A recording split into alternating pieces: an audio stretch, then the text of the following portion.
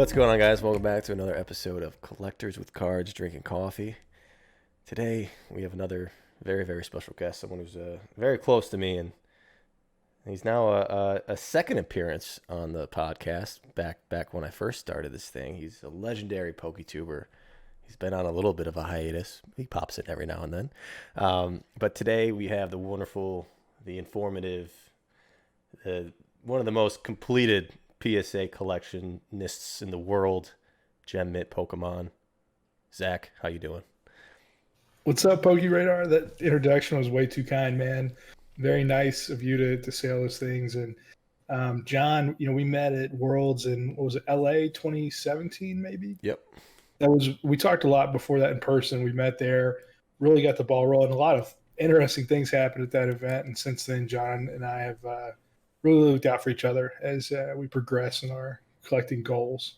Yeah. I mean, like I mentioned, we did one podcast earlier this year when I kind of just sporadically put this together, and people can go back and listen to some of that to get more of a story from you. This time I really want to get into what you're doing now and just even more detailed stories from the past. Talk about what we worked on together, what we have planned for the future, and all that. Because yeah, like you said, and I'll mention it again, and I mention it all the time. You were the guy that got me to where I'm at today. Like, we were in E4 Discord the other day. It was me, you, Gengar Brigade, and some other people. And I had Saeed, Gengar Brigade, on the podcast, and he mentioned to me that I was like the first YouTuber that he saw with Pokemon. And then you were the first one that I saw with Pokemon. So it was just like this generational thing in Discord at the same time. I was like, wow, like it shocked me. Like that was really cool to have that kind of community aspect like in one place at the same time. Yeah, it's like this lineage of people who've helped each other, and you always got to pay it forward. And we're all in this hobby for maybe different reasons. Some of us are motivated by different things, but I think a lot of us have a very genuine interest in Pokemon cards, whether it be modern or vintage or graded or binders or just any array of that. And you look back, and the person who helped me a lot, that very indirectly helped me. I followed a lot of his content, really got up to speed. Was DJ Gigabyte, and to this day he still makes videos, and his videos get like less than 50 views, but he was one of the most informative people that really helped me piece it together. And I think what I did maybe 2014, 2015, that a lot of people weren't doing around that time is I took information from, Bulbapedia, other random YouTube videos from like 2009, DJ Gigabyte, S. Pratt, Gary, and sort of pulled all the information together in this way and simplified it, and really just made a set of goals that outlined all of it, and then just shared the knowledge with anyone who wanted to follow. And I try to share things in a way that are geared for people who are just genuinely interested in collecting. I'm never going to say like, subscribe, follow, like whatever. It's like, if you want to watch the videos, watch the videos. But like, if you don't want to watch any of the content or the Instagram stories or any of that, it's like, you can go follow whoever you want to follow. But I really just want to reach out to people who just are genuinely interested in the hobby and want to connect. I'd rather sit here and talk to you all day or a collector all day. Tell me your stories from 1999 when your grandma bought a pack and you pulled a jungle Jolteon. You're like, why does this have a set symbol? Why doesn't it fit in base? It's like, those are the stories that make you smile, that bring you back, that bring you that joy, that happiness. And really, I think that's why, I'm still in the hobby in 2020 after all these years. A lot of things tend to come and go, and Pokemon has just stayed. Yeah, it's incredible what it's done for people. And it's funny, we all kind of go through somewhat similar cycles with Pokemon. I mean, you said you took in all that information in, and that's exactly what I was doing in 2016 and 17. I took in all that information from your YouTube videos. You were very focused on the grading aspect and chasing a PSA 10 full hollow collection set, unlimited first ed through all through WotC. And you were doing so much more detail in those type of videos than everyone else who was just doing, oh, I got a PSA return, oh, I'm setting these off. You really went into detail on how to do it, what to look for, even a little bit of your own strategy of which cards to send and how to, like what errors to send at the same time. So many little nuances that a lot of people picked up from you from a grading aspect. So, I mean, you started the whole sticky tab thing basically on all the PSA cards for graders to take them in and out, which does it even work? Does it even mean anything? I've literally asked like PSA employees directly multiple times, and I can't get a straight answer. well, I I feel hear like I they need to ask cut. a grader. Yeah, I hear that they cut the sleeves anyway. So, but yeah, to I me, hear they say that too, but I haven't had someone from PSA tell me that. So it's like, everything's speculation, so you hear mhm, it from the source. right, and to me, after you do that, I mean, if I need to take a card out just to take a double check it, it's so much easier to pull it out. So it works. Like it works. I just wonder Yeah, if it's being utilized by the people who are handling our cards to grade. Uh, dude, we're like keeping the post-it note industry afloat, and like we don't even know it. It's just man, like Pokemon brought it back. honestly, like there's probably room in there for us to create a GemMintPokemon tab, and people will buy those up like crazy. Um, GMP, yeah. the GMP pull tabs. That's what we need to call it. There you go. But yeah, I mean, like back to our beginnings. You know, there was the factor of you feeding me the information that I needed when I asked. You were very responsive, but also on the business end, you were very willing and able to basically take my flips and help help me build. Right? I mean, and I was giving you good deals too. I mean, You offer obviously, great prices. I can't say no to good prices, man. and, you know, I was selling you stuff before I even bought it, and I mean, I'm sure a lot of people still do that, you know, today. I mean, I've done it in some cases too, but I mean, some of the specific things, like there was a Neo Genesis Unlimited box I sold to you for like $900. I bought it for 700. Yeah. Um, I don't know if you ever opened that one or sold it. There was just all those Japanese packs, um, mostly sealed stuff, but Yeah, I think I always saw a ton of value in sealed boxes and a ton of potential. You look at that sealed product, and just it should always cost more than the individual cards, individual pack prices. But that wasn't always the case from like 2014, 2015, early on. You could buy a box, break it, and quadruple your money. I think around that time is when PokeRadar got into it, and that's when he was like, we got to blow this up. Like this is crazy. He'd buy a $4 first ed Gym Heroes box and turn it into 2K. And then Mhm. PSA return times are fast. It's just, it never made sense. But the weird part is I never had this urge to like build an epic like sealed collection and then just hold it. Like I always knew that there'd be strong value there, but I think there's like an authenticity component where like you don't know if your box is real or fake or like I mean I can hold a box and feel pretty good about it, but I mean even with how good some of the scammers are getting, I don't feel comfortable signing off on a lot of things unless I have it in my hands, unless I can hold it, unless I can look for the right checks, etc. But going back to the original point, it's really weird how I never wanted to build a sealed collection, even though I knew what it could do for me as far as just grading cards, opening cards, submitting them. You have that sort of cycle of money that can be made there, and also completing your collection goals and all that. And so there's this weird sort of disconnect between knowing what it could be and then not even really wanting to pursue it, which is kind of odd in my opinion. Yeah, I mean, your goal, which most people know, at least that know you from the get go, was like I said, that PSA 10 set of all WotC hollows, right? First edition, unlimited, um, all the way through, and I mean, you're pretty close, right? It didn't start that way. Okay, you got to take things in baby steps. So when I first started, I give a little background. I basically completed 3 years of college after my junior year, and then I ended up taking a job. It was really too good to pass up to complete my senior year. Go to college, get money, and the money was kind of right there, so I took it. And after that first year of that job, I think I had some extra money and I was trying to figure out what to buy and ended up just buying Pokemon cards. First edition base PSA 9s. They were going for between 80 to 105 a piece, talking first edition base hollows. And I was like, these are pretty cool, man. Like they start coming in, the set is 16. Eventually I had 8, then I had 10 or 12. And I was like, man, I just got to keep building this. Like, what are you going to do? And then that actually turned into one of my first big deals, I would say, and that would be with Gary. Gary Haas, King Pokemon, the one, the only, the legend, the iconic Gary that has just blessed this hobby so graciously with the many things he's done with PSA, with different influencers out there, just growing the brand of Pokemon and PSA and the collecting forum before all that. And really, that trade that we did was, I said, Gary, I've got all these PSA 9s. I'd love to have some 10s.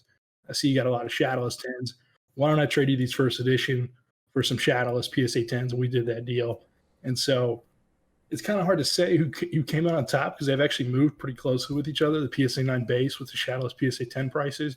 But I think I traded them maybe 12 9s for maybe 10 10, something like that.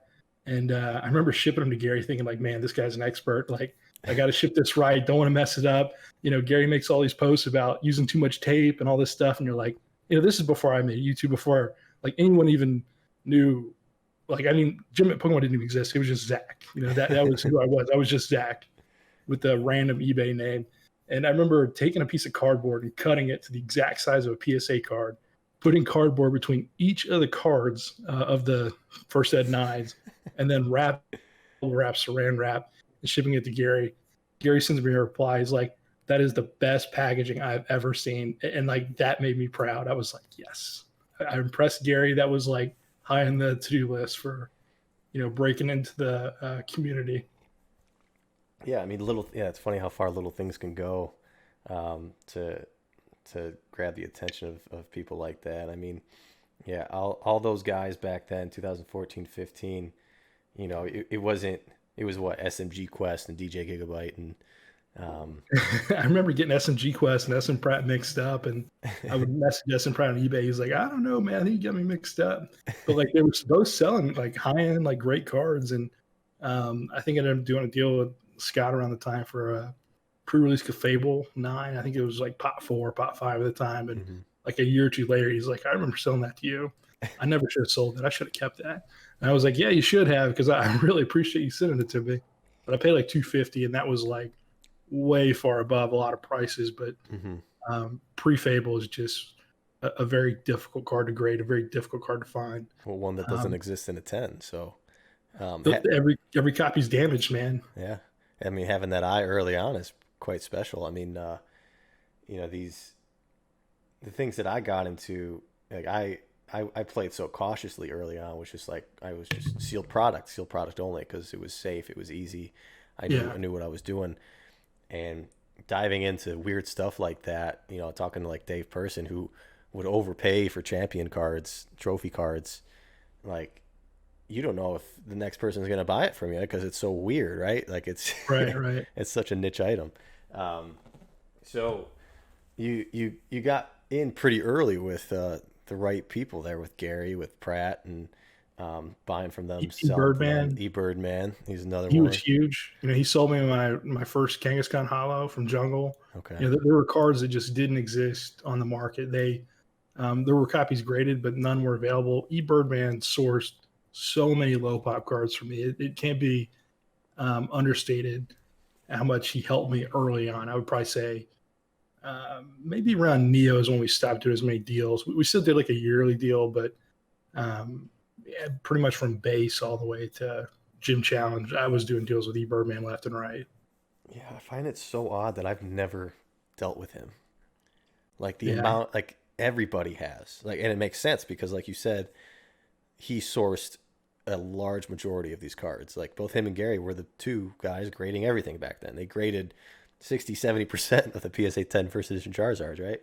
Like it's just incredible. And I mean, he randomly called Gary during my podcast with him, so he got a chance to have him on for a second. But yeah, I mean, that dude is one of the coolest parts about this hobby is I can not talk to Ed for 6 months.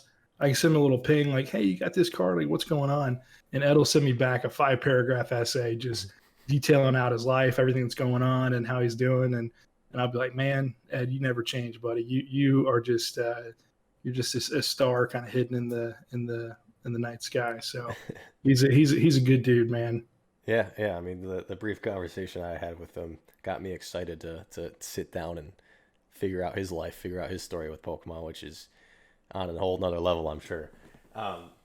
So once you started doing these larger deals, I mean, this job you're talking about, I know it was a consulting job, right? So you were traveling quite a bit. Um, was there anyone else, like a childhood friend that you started doing this with? Was there, or was it just like a solo mission that you discovered because you were hanging out in hotels all the time, not doing too much and finding Pokemon? Yeah, so I started in working in consulting, healthcare, management consulting there for a bit. Started more on like the software implementation side. Current state, I'm doing a lot, doing things that are much more different, more on the business development side. But around that time, I was traveling pretty much every week to a different state or different city or just what have you. It also depended on what the client was at the time. But I really kept it quiet, like very quiet. I didn't want anybody to know. My parents, I was actually moved back in with them for a little bit. So, because I was just there on the weekends. I remember one of the jobs I had, we flew out every Tuesday and I flew back every Saturday, Sunday. So I was only home like one day a week. And so everyone's like, hey, post pics of your cards or make a video or whatever. And it's like, dude, I'm literally home for like 24 hours. I got to open all these packages, make sure I've got everything I'm supposed to get, ship out everything I've sold. And, you kind of want to see the family a little bit too, maybe do a little laundry in there, mix it all up. And so it was really difficult for those 4 years to make content and then to, keep professional things separate. You want to keep the hobby, what it is, the hobby. But you got to remember at the time, everything didn't cost as much. The net invested in the hobby was very low compared to today, and it was just a different world. So today it's more established, it's more recognized. You have these huge presences online that are just coming out saying I collect Pokemon, I love it. But in 2014, 2015, even back 2012, no one was really saying that. People weren't getting out about proud saying, hey, I collect Pokemon, look at me, like this is great. So I was definitely one of those closet guys early on. But that changed over time. And I mean, I've even told people I work with today about it. And it's like a 5-minute conversation. They're like, what? You collect Pokemon cards? And it's like, no, but wait, you got to understand, like, like 100, it's not what you think it is. And so it's a very, it's been very lucrative for a lot of people, even though I probably don't maximize it as much as I could have versus, chasing collections over the profit motive. Mm-hmm. Yeah, I mean, well, I can vouch for the chase on the profit motive where, I mean, that hasn't turned out the best because you're constantly chasing the next thing. So you're moving stuff that you shouldn't be moving and losing track of your goals. Like, that's what I've been caught up in. I mean, I have sold and had things go through my hands like crazy. It's I know you've done very well with what you've collected and held on to. I early on set a goal, a very small collection goal. I hit it and I was Right. like, okay, done. I'm going to enjoy this hobby and use it to make money. And yeah, very lucrative. I probably make myself a little bit more vulnerable than I should. Uh, but Well, hey, it's a catch poor hobby. I mean, it is what it is. Some people, but yeah. I think the dynamic of the hobby has changed so much over the last 2 years. Even like I really struggle with what place do I want to have in this? Do I want to do this full time? Should I sort of let go of other things I'm doing? Should you try to maximize the profit piece? Should you do a YouTube channel that's posting videos every couple of weeks with subscribers and take weekly phone calls and do all those things you're supposed to, have merch and ad links and all these things that would make it much more profitable. But then you kind of establish yourself that way. And a good example is if you're familiar with like Barstool Sports, their podcast. Dave Portnoy, I think, went to go interview Trump or whatever at the White House, Hmm. and everyone else at Barstool was really upset. And point being is, once you go into politics or once you take this dive, you can't step back. Right. And so I'm kind of in a similar boat. It's like, well, the dynamics change. You're no longer someone who anyone can come to and you just buy whatever is in front of you. No one can do that now. Even people with millions of cash can't just buy everything now. And so it's like, what role do you want to play in this hobby? John, you're taking a great role doing the podcast, reaching out to a lot of people. You're getting a lot of great people to come on and do that. PokeRev is killing it as far as just the live breaks and just interacting with the hobby, posting daily high quality content, high quality streams. He's got the subscribers, the app, like all those things. Rusty is more that collection focus, but he's posting daily, showing his hands and really giving that detail, that detailed knowledge. But it's a real struggle to figure out what role you want to play in this hobby, and how do you want to define yourself. And anyone breaking in, it might look like an uphill battle, but I went back and read some posts I made from like 2017 just about the market, the hobby, and I was reading through it. I was like, man, I really thought this was like the top right here. I really thought this was it. And looking, 3 years back, it's totally different. So, in 5 years, this could be a totally different world, totally different market. So if you're trying to break into it, if you're trying to, figure out who you want to be in this, whether you're the podcast or the YouTuber, or maybe you sell modern cards, you buy modern, you sell singles, and you hustle that way to build a bigger capital or a larger brand. I'd say you just got to go after it. No one knows what the future is going to be, and figuring out what role you want to play is probably the most difficult decision anyone's going to make. Yeah, I mean, I was listening back to our conversation earlier this year, and I mean, it has, that's something that we all kind of have a similar thought on at like almost any time we talk about it, where the market is at today. It's so hard to get into it because we have this price memory in our head, and like you said, we all kind of think we're at the top of the market, and you never know what's going to happen next. Because I think it was February, January we talked, and it was crazy. I mean, boxes went from $2,000 to $4,000 to $5,000. It was like things were doubling. It was nuts, right? And we're like, getting into the hobby now is insane. Like, you can't do it. And Yeah, now it's we're tough. 20x 6 months later, 8 months later, and it's like, Jesus, what are we? Who? I don't understand how this is going to work anymore. Like, normal people cannot get into this, and like, who's going to buy from all these celebs? I mean, I'm so passionate and thankful to have found this podcast outlet to do. It's something that, yeah, I really really enjoy doing, and found my place for that in the hobby. Because, yeah, I'm completely priced out of the market. I can't buy to collect anymore. I mean, that was Yeah. partially my decision, quitting my job to do full-time Pokemon. So I have to sell part of my collection basically to survive. Um, but I'm flipping these $20,000 cards, $40,000 cards. I would love to hold on to these things. I mean, they're collection Right. pieces that people would die for. They're grails. The Play Promo Umbreon, the Kangaskhan, the Charizard. I mean, I still have the Kangaskhan, but I have to sell them. And I don't know if people would die for them, but well, at the same time, I get what you mean, and yeah. it's much more competitive Hmm. from that standpoint. You have 10,000 people looking at eBay any moment looking for Pokemon cards.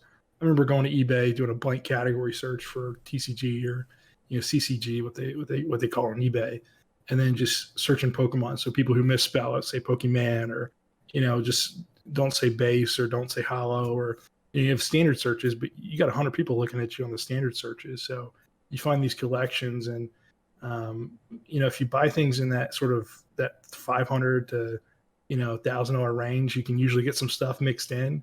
It's really hard to find stuff for $100 or less that are going to have big bonuses in there. But you get people that $300 sounds pretty good in 2015. They send it to you, and then you can go in there and you can find $2,000, $3,000 worth of value. Now the challenge is, at that time we were keeping a lot of it. I mean, I don't think I really started selling anything till probably mid 2018, unless people asked for it. Hmm. And so, if you get a big card, like, yeah, you throw it on eBay and someone wants, they can take it. But I don't think I really dove into many of the sevens, eights, nines until I went back to college in 2018, and just needed to generate more revenue to pay for everything.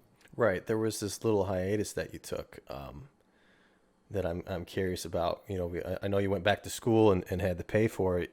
You were one of the first, honestly, one of the first Pokemon collectors, I think, to send a large portion of your collection to PWCC.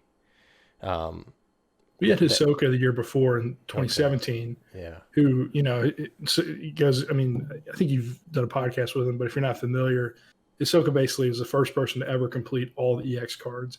In PSA 10, he completed a lot of the black and white, PSA 10 full arts, and then he also completed the gold star set. I think he was one of the first three people to complete that. And he basically auctioned it all off. He and I actually talked about me buying that before he sent it off to PWCC. And you got to remember, around that time, I was working in New York City, probably one of the best places in the world. Had a very, very fortunate, very lucky job. And we were talking, he's going to sell to me around 30K for all the X's and around 30K for all the gold stars. Mm-hmm. And then I think he just wanted to get out. He just wanted to, something happen, and he ended up just auctioning it all off. And unfortunately, it was all split up across many sets, many people, and a lot of those cards still haven't been located. But he has been able to go back and buy some of them back in his return to Pokemon maybe about a year or two ago. Yeah, well, I think he paid off his house or something, right? Well, he At bought a least. sports car. He's like, yeah, I want to get this Corvette. I was like, dude, do not sell your cards to buy a Corvette. Corvette's going to be fun. It's going to depreciate. These cards are going to go up, and you're going to regret it. But Yeah. he, sometimes you just got to break free. We get kind of caught up in our worlds and our lives, and you just need change. And so sometimes you force change in the wrong ways. To full honesty, I've been having that thought in my head a lot more than usual lately. I've always had it. I think a lot of us have that conversations with ourselves at some point when we're collecting, because you look at the vast quantity you put together and you look at the value of what you have, and it's like, this is ridiculous. These are Pokemon cards. Like, yeah, you have a great nostalgic attachment to it, but like, there are days where you're just like, I just want to sell it all and move on, right? I don't think we could ever leave Pokemon, but right, I get completely, that. yeah. And like more frequently now, I've been having that thought in my head so much, just because of you seeing all the people cash out now. They're life changing money. It's huge, right? It's a big opportunity to cash out right now, and it's tough to it's tough to make the decision both ways, to stick with it and let it go. Like, it's so hard to as a collector, as to let go of these things, because you won't get them back. It's so crazy. We could have cashed out at any point over the years. I could have cashed 2014, 2015. I was never motivated by that. And so, it's the goal, it's the chase. The goal hasn't been reached. The collection's not done. I have no desire to want to stop this like 6 year, I don't even know when I started, 8 year journey, whatever it might be. I think 2012 was the first time I bought something after, all that. And I hear what you're saying, but did you read Jonadek's post on E4? I think Jonadek. Recently, because I know he's selling his PSA 10 Gold Star set, right? Yeah, so he sold on PWCC, and his decision, it wasn't because you got to read the post, but basically he's reallocating capital, and so he's reached a lot of his goals. He has, he's bought and sold fantastic Magic cards in the past with great success, and he promised his daughter that he would sell a few extra cards and use that money toward a vacation home. And I believe he already owns the home. He's going to build a better home in that place, and so to tell his daughter, hey, we're going to get this home that we really look forward to. It's going to be great. It's he's redistributing those assets to be more on that real estate, that investment side, versus just having so much in Pokemon. I believe he said he'd spent over $1 million this year in Pokemon, maybe like 900,000, but he's over $1 million in value right now, and he's kept a lot of his great cards. And so it was a decision that this value is way too high. It's really hard to understand why things are priced this way, but to sell off a few, to use some of that for things outside of Pokemon, you got to figure out what's important in life, family, all that. It was a good decision for him, and you have to really respect the way that he communicated that, and then wrote all that out for everyone. Well, that's what it's about, man. I mean, I have zero intention to have Pokemon cards when I'm 70, 80, maybe even like 50. Zero intention, right? I'm gonna come find you. You're gonna have them, man. You're gonna have a Charizard stowed away. I'm gonna find it. I'm gonna call you. I mean, that explanation, that reasoning that Jonadek is selling is exactly what I hope to do. I mean, I don't have a family of kids or anything, so obviously that's not the decision to make today, but that's exactly, I mean, the experience of life and love and family and friends is what this is all about. And if that when that moment comes, when that right moment comes, I can't wait, because Pokemon has done so well for all of us, and at some point it is going to do something even greater, like buy that home, that vacation home that you get to spend the rest of your kid's life with, basically, the rest of your life with, basically. So That's a beautiful thing. I'm glad to hear that that's what he's doing and that's how it's out to be. I mean, I know someone that just bought a Gold Star set for quite a bit of money, so I'm hoping it does even better than that. Otherwise, my advice might not be taken again next time. um, I hear you there. I think this set on PWCC is gonna do very well in my opinion. I think it's gonna go quite high. yeah, I mean that Torchic is what pop 14, 16. It's already at 15K, and that's what I kind of had it valued at the bottom end. So I'm gonna be I'm excited to see where that one's gonna end. Um, outside of the Rayquaza and Charizard, that Torchic is going to be interesting to watch. Yeah, I think you think about companies like PWCC, and you think about companies like Ludkin's Collectibles, or these companies that haven't existed forever. Basically the market is out there. You have the collectors, the card manufacturers, you have sort of all the pieces of the puzzle, and then you find ways to create value where value didn't previously exist. And I think that's what people should keep an eye out for, and try to figure out, where's that next thing going to be. And so, like even PokeRev, like there's all the Twitch streamers, they hop on, they do whatever they do. But PokeRev hops on, and he creates a 6-hour stream out of opening cards on YouTube, and that wasn't something that was the norm, previously. And I remember talking to Charlie with Luckin's Collectibles before he started Luckin's Collectibles. He didn't ask me for like approval or anything before he did it, but I think we talked about it. And he's going to do what he wants. But basically, I didn't think that was a winning strategy. I didn't think grading cards for the people was a strategy that would be profitable. I thought it would bankrupt someone, and I thought it would be way too much work. If you've ever sat down and tried to type your cards in PSA and put them all in sleeves and then put them in order and ship them, like it's a painful process to go through to do all that work. And what he's done is he's turned it into a business that has allowed him to buy these epic cards in the hobby because it is a profitable business. And I'd say maybe even up until like last year, I was not for any sort of grading submission company at all. I thought everyone should submit themselves. That was the best way. Go to the company, but they found ways to provide better pricing than what the grading card company can provide, with the insurance, with the service that PSA doesn't offer, just because they know how all these issues work. And it really has created value in a market that I didn't quite think would thrive. And they turned into something great. So the point being is that you don't know what that next thing is going to be, and so you can kind of take a step back and try to figure out what's going to come to the hobby, or what's going to be the new thing in the market. I think a lot of people are creating graded card cases that are actually starting to look pretty good. I mean, they're looking pretty slick, and I think that's going to be a place of the hobby that's going to explode. But you got to think what's going to be here in 2 to 3 years. It's not here today, and the people who start those businesses are going to be the ones that really set themselves up for success. Yeah, absolutely. I mean, I'm not re-upping my PSA membership. I'm only sending to Ludkins from now on. I wish I knew about Ludkins earlier and like understood what they were doing earlier, because the time that it saves, but you just send them cards in a box and they take care of it for you. It's incredible. Yeah, and it's Yeah. cheaper, like you said. If you're doing bulk submissions, it's basically cheaper. Outside of those special months, that they had Pokemon deals, it was cheaper. And I just wish I knew about it earlier. I mean, I'm not re-upping my membership there. Beckett, you don't need to pay for a membership. CGC, I paid for the highest membership because I just wanted to get some cards graded in a reasonable amount of time. And yeah, their cases are beautiful. They're just the see-through. I mean, I know they're having some issues with cases opening up pretty easy, but Yeah. just don't try to break them open. Leave them alone. No, I hear you. you know, But I uh, mean, it's a big issue. it Like if is. you can It swap is. cards, then I Yeah. mean, it's that's a major issue. And I think CGC will get things figured out. Hmm.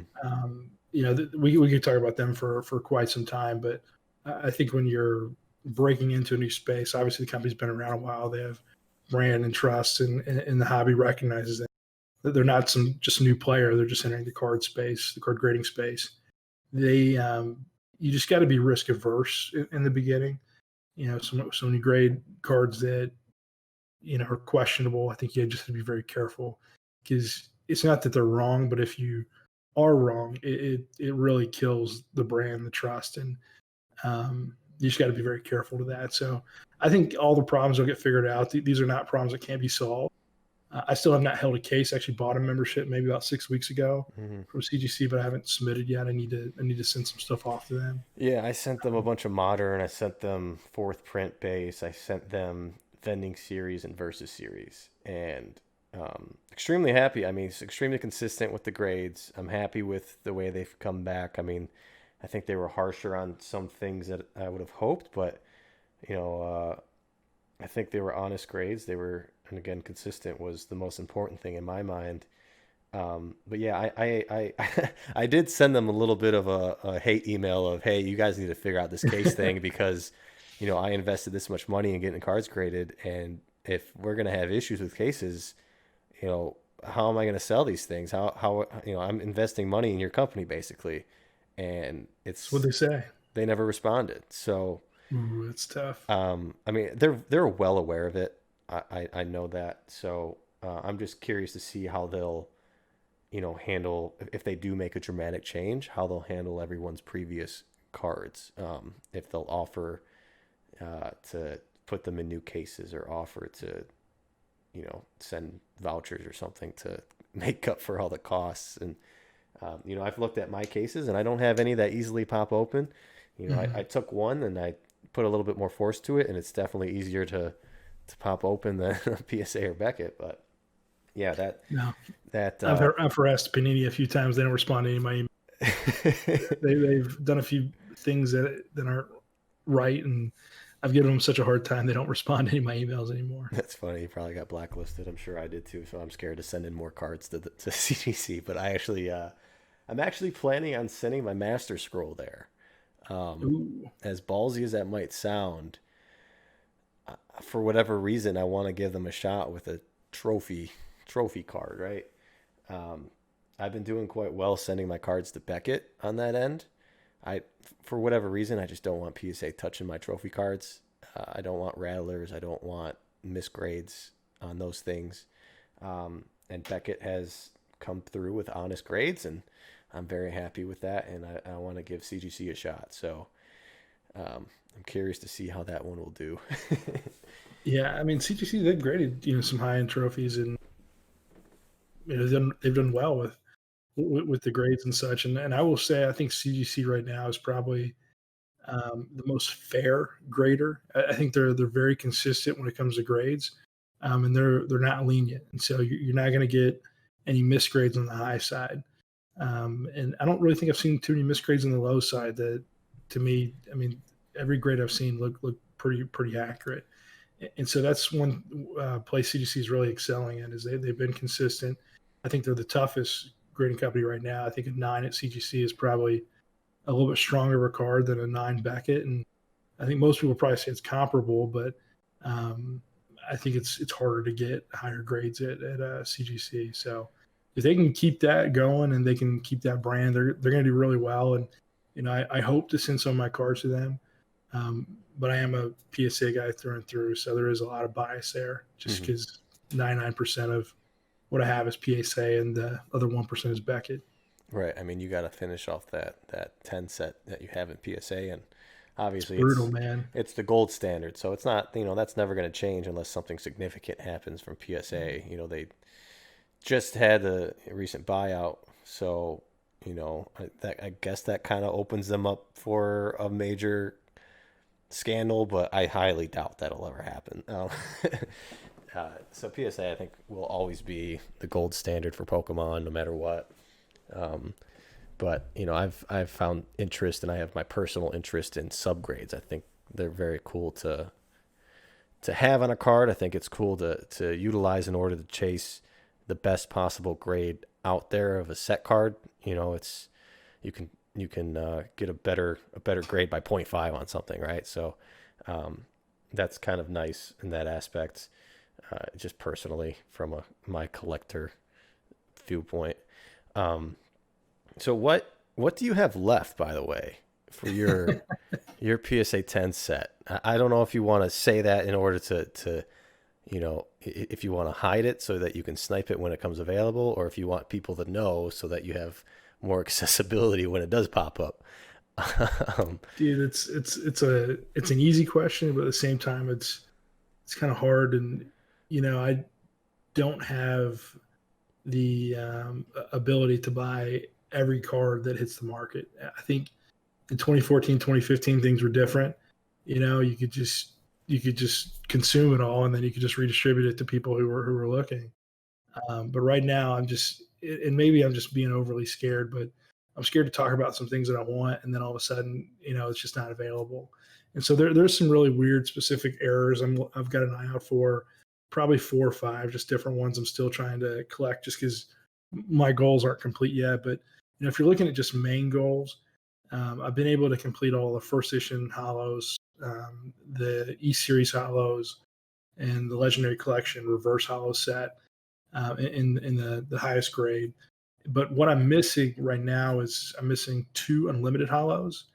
I recently did a deal for a PSA 10 Slow King from Neo Genesis, which completed that Neo Genesis master set.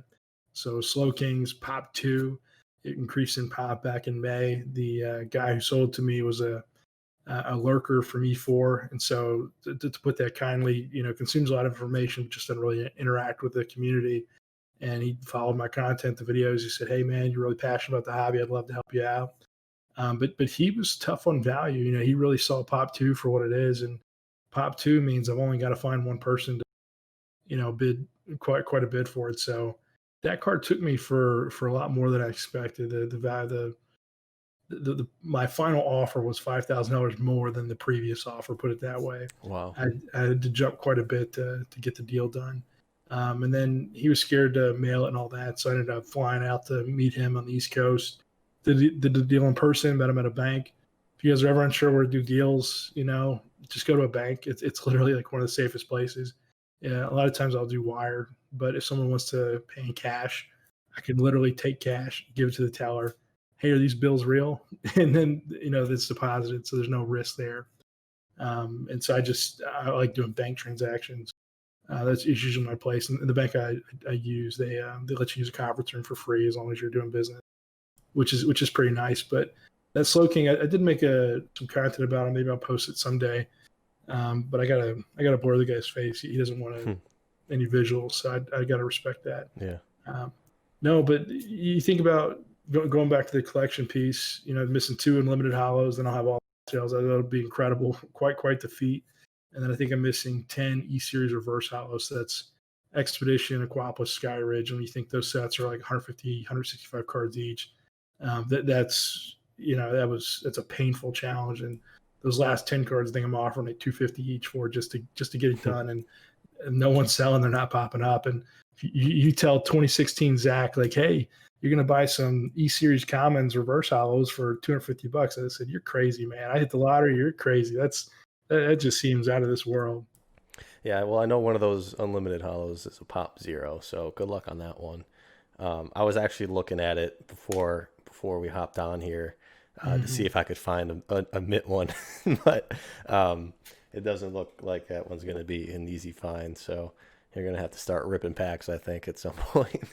Man, you would get the best date you've ever been on if you get that card to PSA 10. you would get some amazing favors. Honestly, I'm putting it at like the top of my goal list right now is to find that card for you. Like I want to make that happen. That's something that I value so greatly in this hobby is like just relationships. Like I sold PFM his last, I don't know, 1 or 2 first edition Gym Challenge 9 hollows for like 50% of what market was, just because I wanted to have him finish it. Because I kept telling him, like, I have these cards, let me know when you want them. And he's like, I don't want to pay what market's at because of the recent spike. And I was like, just give me this for it, just be done with it. And I mean, that was a good feeling on my end. I mean, I paid less than what I sold it to for him anyway, so I made a little bit. But like, $200 difference to me was nothing in the aspect of him completing that goal and moving on to the next thing. So I'm gonna find that thing for you. Man, it'd be tough. I really appreciate that, man. You got another set of hands out there trying to find that card for you. So yeah, I just but need to another find great some packs. collector. PFM, another great collector, another great person to look up to, another great representation of the hobby, just someone who is kind and humble and represents the hobby well. He's witty as can be, so don't think he's not going to give it right back to you. Yeah. But he's a great friend in the hobby. Yeah, great guy. I love seeing him on E4. One of my favorite people to talk with. But um, we mentioned PokeRadar earlier. I'm actually supposed to be talking with him tomorrow again to have him on the podcast. And yeah, dude, that guy is just on another level. He has blown up. He has put in so much work. He set himself up perfectly for the position he's in. And it's so cool to see. I mean, I remember me, you, him, Ryan, and Swole hanging out in DC together, like before he even started YouTube, Yeah. right? And I think the idea was being thrown around there a little bit, but man, what a great guy to get to where he's at. And I mean, he's gonna blow out Leonhardt. I think at some point he's gonna blow out Unlisted Leaf. Like he's gonna be the Pokemon guy. Like I have no doubt in my mind. Yeah, he's going to keep it up, and he's a really good guy. He's got great ethics, great morals. He does things the right way. He's got a great support structure around him with his wife and kids, and he's doing it the right way. And so it's you got to. There are a lot of things I probably could have done that would have created a similar position, but what he's doing is he's got the drive, the initiative, to really put him exactly where he needs to be. And PokeRadar and I, we've been friends for quite a long time, and it's really interesting to see how kind of the roles reverse. And so I'm not nearly as active. I'm very passive and more of a content consumer versus a content creator now. And when you're the content creator, people reach out to you. I mean, you talk about Z&G Emporium, you talk about TCA Gaming. I mean, people that want to sell, they reach out to people creating content. And so you're not going to find these big hordes on Craigslist and eBay and all that. The people creating the content are the ones that are getting all those contacts, are getting all those emails and references sent to them. And so I'm sure he's just getting pounded with just so many things that are coming through the door. And he's consumed all the knowledge and that's been out there. And we used to talk probably 3 hours at a time, a couple times a year, just go on and ramble, just fill him in on different little knowledge pieces there. And he's gotten to that point, like he's graduated the master class. He's on his own thing, doing his own PhD, and he's going to be the professor come soon. So, welcome to the Poke Cave is a brand that's here to stay, and what he's done has just been amazing for the community and for what he continues to build. He's not done. He's nowhere close to being done or cashing out. He's building the brand. Just getting started, man. And no, it's funny that you say the shoes on the other foot there because I remember talking to him about this before, and he was chirping about I don't have the personality to do this, right? And now he just fell right into it. That dude like hypes up things beautifully. It's not over exaggerated. It's well done. It's well executed. I mean, he truly loves this stuff. I mean, he mastered the business end of it early on. He figured that out because he's just a genius at making money. I mean, what he was doing before Pokemon, just the way his work ethic, and he was able to move that into Pokemon very easily. And with the mindset that he had on sealed product and building that collection and that inventory, and then easily moving into doing modern breaks and tapping into vintage breaks. It's something that I don't think can be recreated. I don't think there's anyone out there that has all the checks, all the boxes checked off that Rev has. I mean, the inventory alone is impossible to recreate. And you need that work ethic. You need that business acumen that he has, and you need that personality. And he just fit right in for all of them. Yeah, he's definitely who represents the hobby well. It's tough to get any of his time because he gives so much of it up to the live stream. I searched through my YouTube subscriptions. It's like, oh, Poker was live today for 8 hours. Oh my gosh! Like, how does he ship out 8 hours worth of orders if he's live the whole time? And how does he buy the new product to put on eBay?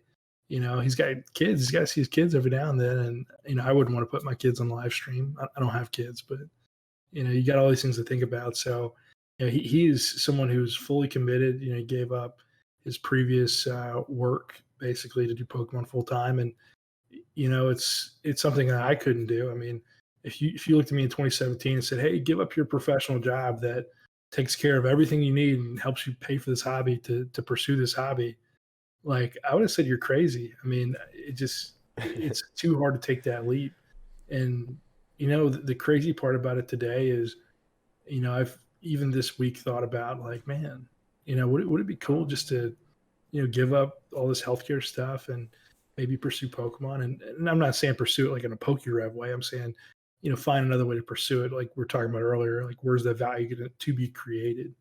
And so I've got a few ideas, but um, it would be really cool to find a way to pursue the hobby and give back in the hobby that same way, through making people more knowledgeable, creating a product, and then maybe being involved, directly with the source and a lot of these items. I mean, I don't want to push you, but the time is never right, dude. And you have put yourself in a position, built the name that you have to do so. I mean, I I still have a little name, right, in the hobby in comparison. Yeah, I'm well connected. PokeRadar, man. People have your hat. I mean, I see more people wearing your hat. I'm like, I don't know who that person is, but he's got Radar's hat. Yeah, I mean it's better than I ever expected, and I mean I'm not making any money really off of YouTube or Twitch or anything like that. I hope to at some point because that would help supplement the expenses and even help supplement a collection again. That's the toughest thing for me is I can no longer collect. It's over. I can't collect. Mhm. It's stupid. I can't buy something and expect to sit on it. It's just not possible. It's not the mindset I need to have because I'll fail if I do that. I'll sink myself into a hole and never get out. Um, I can always fall back and go get a job again, but I don't want to do that. I want to pursue this podcast and see if it goes anywhere. It's interesting. So I think that you need to take more time figuring out what that one thing is that you want to chase.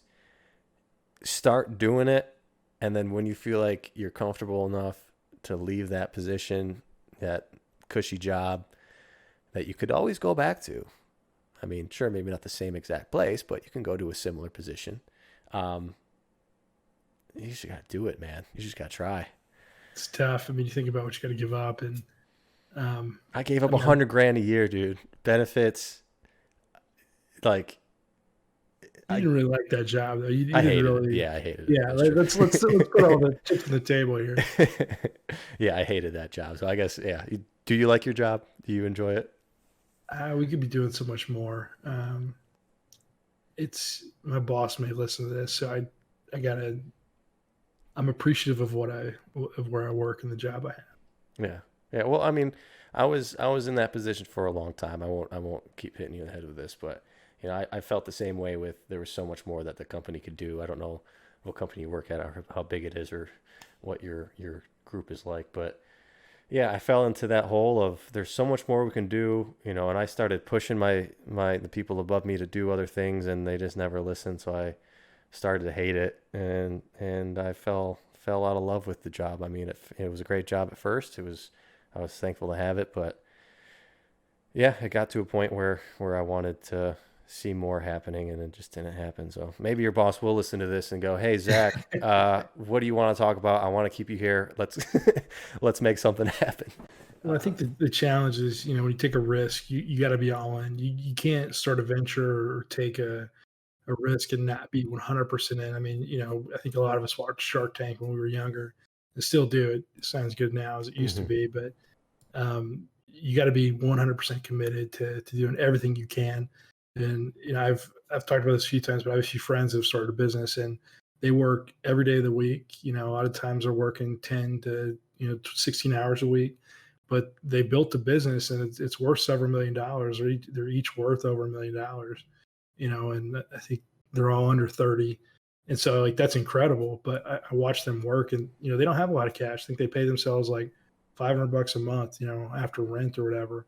And so they don't really have any money. They just work all the time, and it could be a $50 million business. And it could work out really well, but that's the type of commitment it takes. And so for me to do something like that, I would basically, I live downtown Chicago, so I'd basically give up, Chicago apartment with, you know, all the things that come with that. I'd give up, my ability to, keep pursuing these goals, which aren't complete, which, I'm like 8 years into chasing.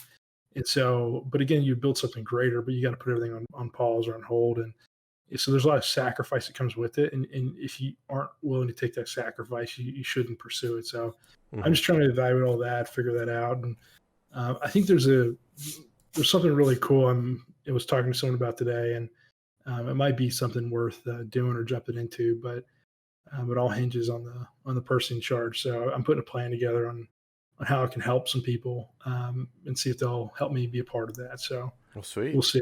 I mean, look, you're probably worth over $1 million now with your collection, so you're doing the same thing as they are. You just built a collection of Pokemon while they're building a business, and you did it with a lot less time than they put into it. Uh, Yeah, well, I mean, I've got those basically those consulting skills. So the time management, the organization, how do you just get people together and communicate, exactly what needs to be done. So there are definitely skills there that I can use to help other businesses outside of healthcare, and I think that's where the value comes in, is being able to do all that sort of at a high level. So we'll see, but this wouldn't be like a ground game thing where I'm going to work for like Collector's Cash or something, helping sort cards. This would right. hopefully be more of a hobby, like a direction thing that um, Well, really impacts sort of how the hobby moves forward. I mean, it's yeah. Obviously, take your time, think about it, sleep on it as much as possible, figure it out. But like I said, there's no better time, or there's no good time to do it. I mean, I did it kind of randomly. Z and G just did it kind of randomly. I mean, he set himself up with graded gems, so I think that is supplementing his income quite a bit. I haven't talked to him in detail yet, um, but yeah, a lot of people are doing it right now, and it's not like you think it is. Most, there's a lot of people doing it to start their own stores, basically. Start buying a bunch of modern stuff and whatnot, but there's a good amount of people like us doing it on this end where we're creating value in other places. Z with Graded Gem doing stuff on that end. I'm doing this podcast. I'm starting to get into that consulting game a little bit as well. So there's a lot of possibilities out there right now, and I think you need to pursue those dreams, pursue that experience that you've built up outside of the hobby and bring it into the hobby. It'll be interesting to see what you do. So I want to talk a few stories now. I mean, a few collection pickups that you might All right. have. I mean, off the top of my head, and one we've talked about before because we've talked about worlds in Anaheim quite a bit, but you picked up what is now like my favorite set of all time. You made a pretty big purchase back in Anaheim in 2017 of some sealed boxes and I think some promos from the set. Um, Hmm. if I'm right on that, you bought a little bit of the Versus series. That is true. So one of the deals at that, every world's, I could probably tell 100 stories from every world's, and I'm sure we'll get into a few more of them. But I ended up picking up all three Verse Series boxes in a deal. Is an in-person deal. We sort of stepped off to the side and did it, and the guy pulls it out, and like people we don't even know, they're just players come up like looking, just like, oh man, VS boxes in person, kind of cool. But it's a deal I set up before, and the guy tried to change the price on me in the moment, and that's like a huge pet peeve. It's like don't make me travel all the way here to try to change the price. Give people a pretty hard time when they do that. But we ended up doing it for the original deal, which is good. And I still have those sealed boxes. The plan. So beyond sort of a lot of the English stuff, I've collected quite a bit of Japanese stuff as well. And the plan was to build um, that Japanese set in PSA 10, do all the cards, all 132 of them, maybe. I think there's 132, maybe. Yeah, I think so. Um, but that was part of it. So when I was leaving New York in 2017, going back to college 2018, I bought a lot of sealed product that would basically help me complete all the collection gaps. And so if I did have the cards in 10, I basically bought a box or two to help sort of fill those gaps. And that's what I did at the VS series in August of 2017. So you're still sitting on those? You never open them up, or is it just I we're haven't opened them yet. I don't open things in that moment, So okay? another thing I found is sometimes the product just becomes too expensive. So Yeah. these end up being 20K boxes. I don't think I can open them, man. I'm probably gonna sell them and just buy the cards graded. Well, I came across two complete empty boxes: the Fire Ooh. Water Leaf Lightning or Grass Lightning boxes. Is that what they are? Yeah. You get all the cards just loose in there. All the cards loose, all mint. I sent every single one to CGC. Just in the PSA, man. I didn't want. You should have had a buyer lined up. I didn't want to wait a year to get it back. And I also like wanted to. I wanted to have a set for myself, and like I said before, I wanted to chase the best possible grade, so I wanted to filter through the subgrades. So I have, like I have like 795 potions, but I'm keeping the one that has two tens and two nine fives, right? Instead of the one that's Yeah. 495. So I wanted to do that. I know if I had sent them the PSA, I would have made a lot more money and probably sold them a lot easier, but um, it was something that I wanted to do, so I did it. And what you just talked about is a strategy a lot of people have. They buy a collection or they buy loose cards, they grade it all, they sort of shave off what they want to keep, and then just keeps rolling that snowball effect. So I hear Rudy talking about Alpha Investments talking about card stores that opened in the 80s, 90s, and they have millions. They don't have any 401ks, but they have millions of dollars in product and value. It's just every year, every time they buy something, they shave a little off. They shave a little off. They sell what they have to recycle capital and get all the way through that revenue cycle. But what you keep over that time is really where you gain the most. So the people, a lot of the people with the best stuff, or the people with the larger collections, are people that have been in it longer. It's not necessarily some magical thing that happens. It's the longer you're into it, the more you just sort of rotate collections and buys and sell. You're gonna grow to that position. So what John's doing is exactly what anyone should do if they want to grow a collection while also trying to build some sort of a business with it. Yeah, I have no money, but I'm thinking I'm closing in on 400,000 in John, Pokemon. you'll say you have no money, but like, yeah, I just bought the $8,000 card last week. It was wire transfer. He was like, I need it now. I just said, okay, transfer. I may have just picked up a play promo Espeon. Oh my god, John but has no money, but he has 100K cash probably under his desk. so yeah, but yeah, it's amazing. I remember watching my collection turn into just these crazy numbers, and I mean a lot of it's luck with what's happened. Um, but I remember hitting the $10,000 mark on my net worth for my collection. I remember hitting the 50, and I remember telling myself, once I hit 100, I'm selling out. I'm done. And I hit Don't sell 100. out, man. Don't sell I out. hit 100, and I was like, hey, let's keep going. And now, yeah, we're closing in on 400. It would be well over 1 million if I had strategically sold and kept other things, but hey, those are the choices I made. I can't change it now. Hindsight's 2020. I mean, I could go back and think about all the deals I passed on or deals I had. I mean, I remember someone was trying to trade me a Rayquaza Gold Star PSA 10 for like a Zard 10 back when they were like the same price, and I said no. And then I remember, like, I've always had just crazy offers, and I've never really wanted to sell anything that was only had one of. Hmm. So it's easy to say no if you don't really want to sell it. Um, and the best way to do deals is to always be able to walk away. If you're not able to walk away, you're gonna get screwed over a lot. So you Hmm. always got to be able to walk away from deals. Yeah, which Um, I have a problem with. I am just like I buy and buy and buy, and um, actually, I'm sorry, it wasn't the Gold Ray. It was the Kangaskhan. I'm sorry, I mixed that up. oh really? Wow, Yeah, but it that's was Zard for Kang. So tens, both were tens, both were at the okay. same price. And Still tricky, but I think that King will. I don't know. Scott's got it up for 500,000 now. Who knows what'll happen? I mean, he just sold one for 150. I mean, Yeah, and I know the next guy's not going to sell it for 150. So I don't know what's going to happen. I wonder if trophy cards will finally begin to outpace the Charizard again. Um, I hope they do. I think they will, but it's just a matter of time, I think.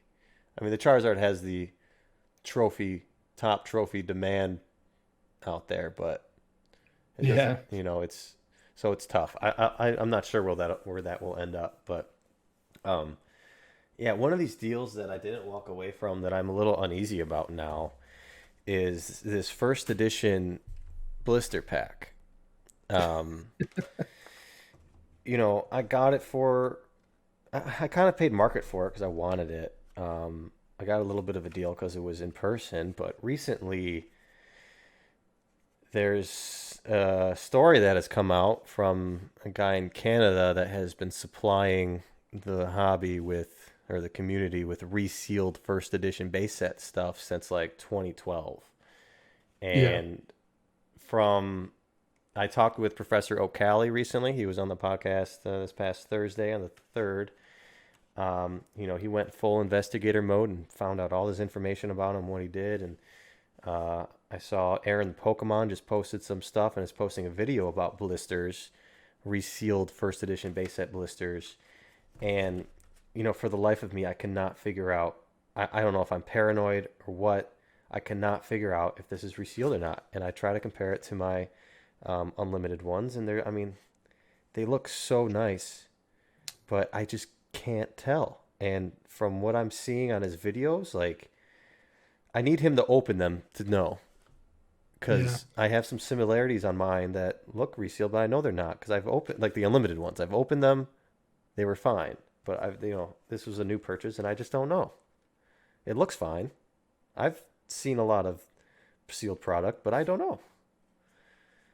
Yeah. So I'm the person you're talking about. It's very sensitive subject. Just I actually know quite a bit about it, and I've known about this for some time.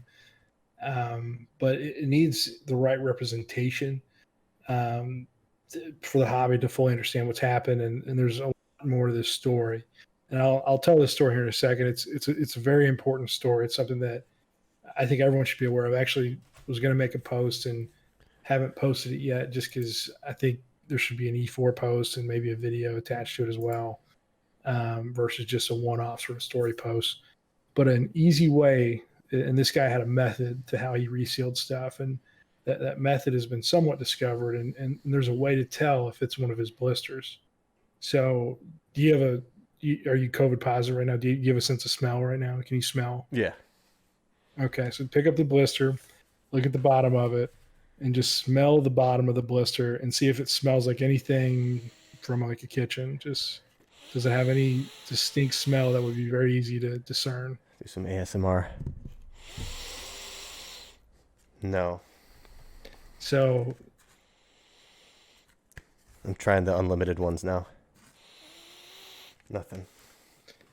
so I think a product to use was like a cake batter or some sort of baking sort of seal or sealant on the bottom of these blisters, and it helps seal it very nicely and cleanly. But the thing is, a lot of the blisters smell like cake or like a kitchen or like baked goods or something of that sort. And so that was a very easy tell to identify his products. And this person is supplied a large portion of the fake, first edition boxes, the reseals that are on the market. Now, there was also a major resealer from San Diego or LA that sold quite a bit in person. Very, very risky what he was doing, but he was never caught. Um, there are active court cases about first edition base boxes that have been resealed from some of the major players that are out there. I don't want to name any names because I've sort of Mm. talked to them about it and just in private.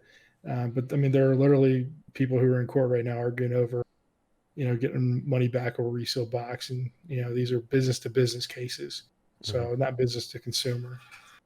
So it's tough, but basically this person, his name is Mika Birch.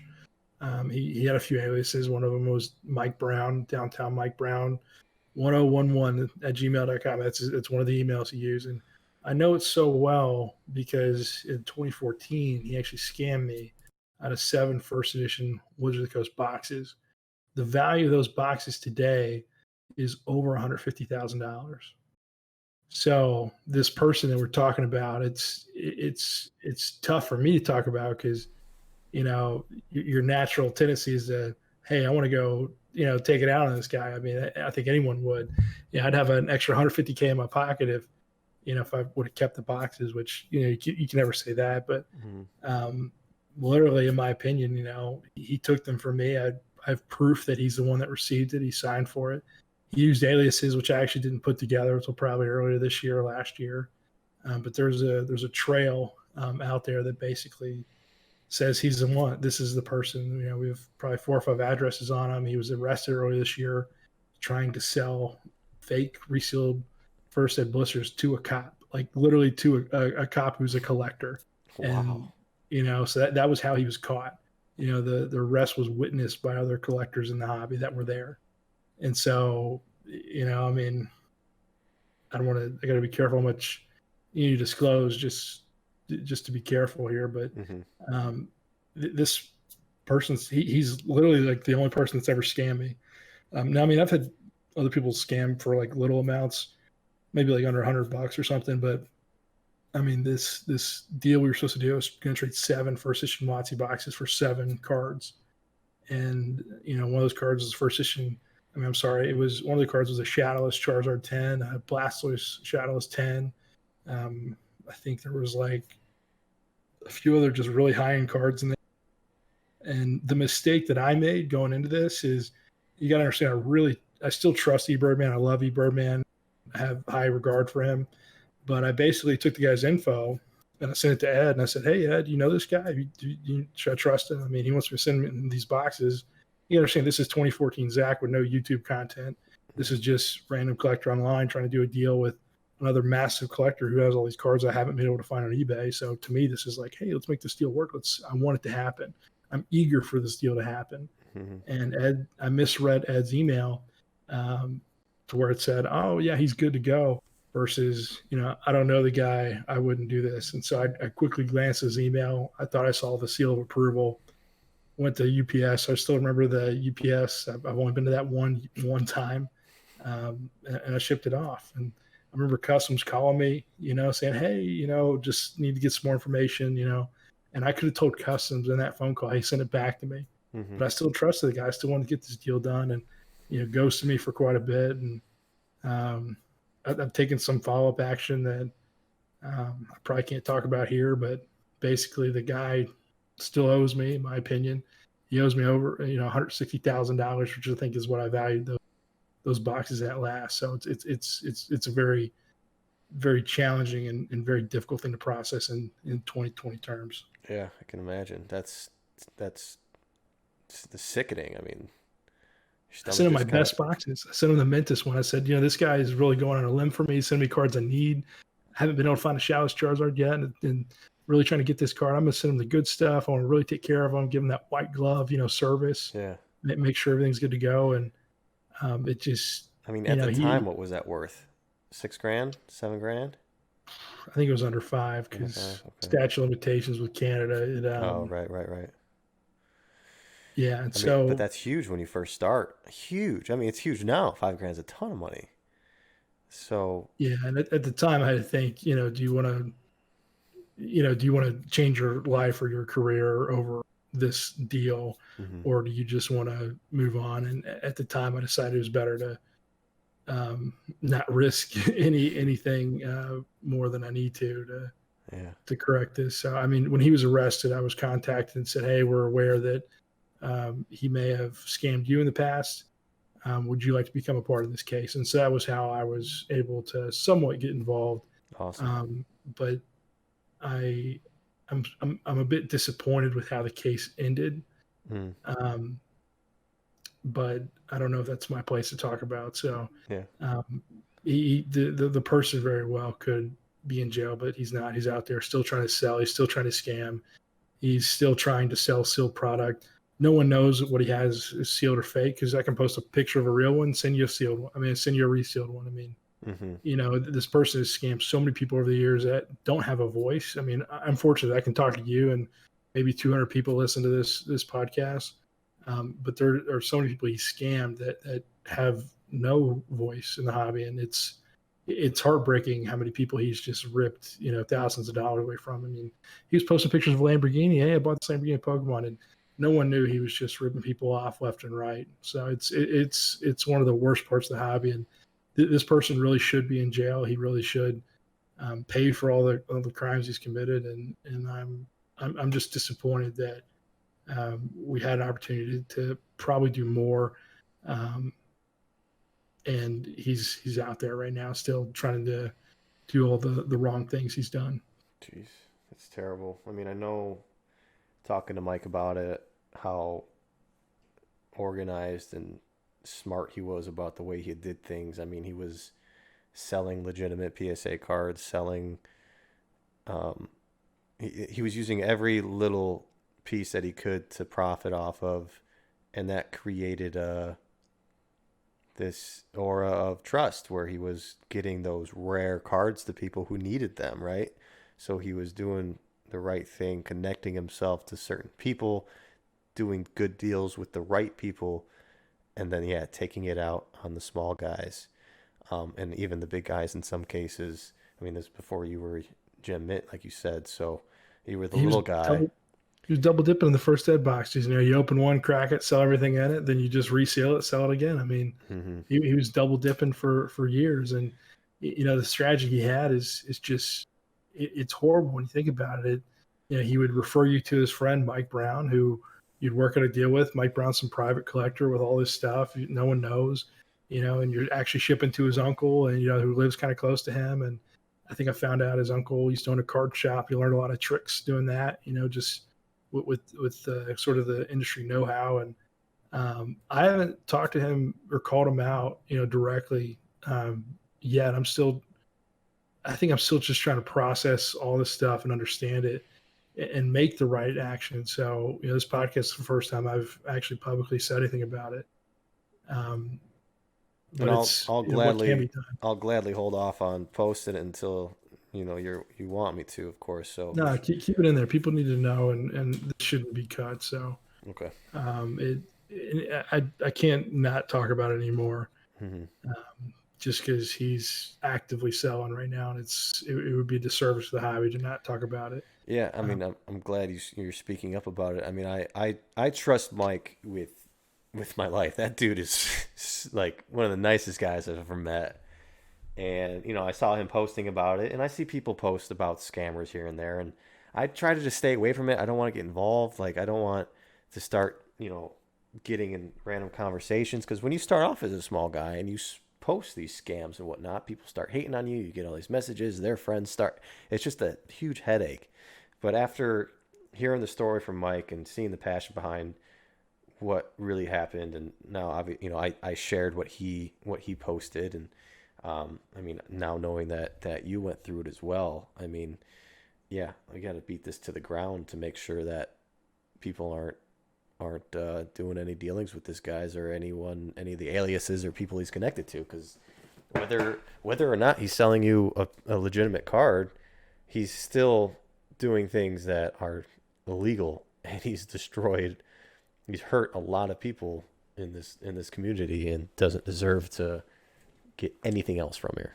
Nothing else. Yeah, I mean, $1,000 deal that would just eviscerate some people. I mean, that you can't. Not everyone has $10,000 just cash, just go buy whatever they need. Mm-hmm.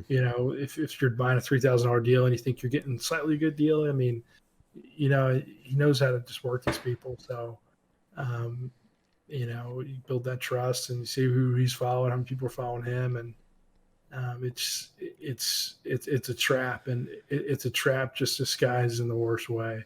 So, Radar, I hate to send a picture that isn't going to be on stream, but actually, no, you can show this on stream. I don't care if you want to show this. Well, let me This is the take it off first. Hold on. Yeah, well, this is the post I made on Instagram. I haven't posted it because I thought an E4 post should go with it, or some sort of video. I actually was thinking about reaching out to someone like Pay Money Wubby, or I think there's another good YouTuber who can do all the edits and the cuts and make a really good investigative video on this topic. And if you had all that stuff that came up, but this post sort of just calls them out and just says, hey, like, this is the email, this is all this, but um, I thought it all should go together. So you can't, piecemeal this stuff. You got to. Wow. Uh, Wow. I think I made that like a week ago, though. I'll leave that to you to post when you're ready, just All to be right. sure. But yeah, man, that's disgusting. That's absolutely terrible. And yeah, I mean, he's blatantly um, admitted to it too. So, are you sure that he can't get away with a sententless? um, just to double check on my end. But That, that's the major tell for what he's been doing on a lot of them. okay. So this is from people who bought it directly that no, he was the person who resealed it. Okay. And I can put you in, I don't want to say his name here, but I can put you in touch with someone else who's very familiar with all the details that knows the exact scent. Okay. Um, Well, yeah. but There's I'll give nothing you that there. guy's So info after this. Yeah. okay, cool. Yeah. Well, there's nothing there, and it's pretty far detached from him, I believe. So Yeah. But like yeah, with that just E4, being paranoid. yeah. And I mean, you got a lot of money sitting.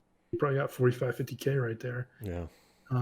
But like with that post, you would have obviously at the bottom, you would have something that says, "Hey, this is how to identify these products. Hmm. This is what to look out for." You would give some sort of direction. So this wouldn't be like, "Hey, this is what's going on." It would be more of like a thorough, full picture. And so that's honestly why I haven't publicly said anything yet. Hmm. Well, good. Thanks for sharing.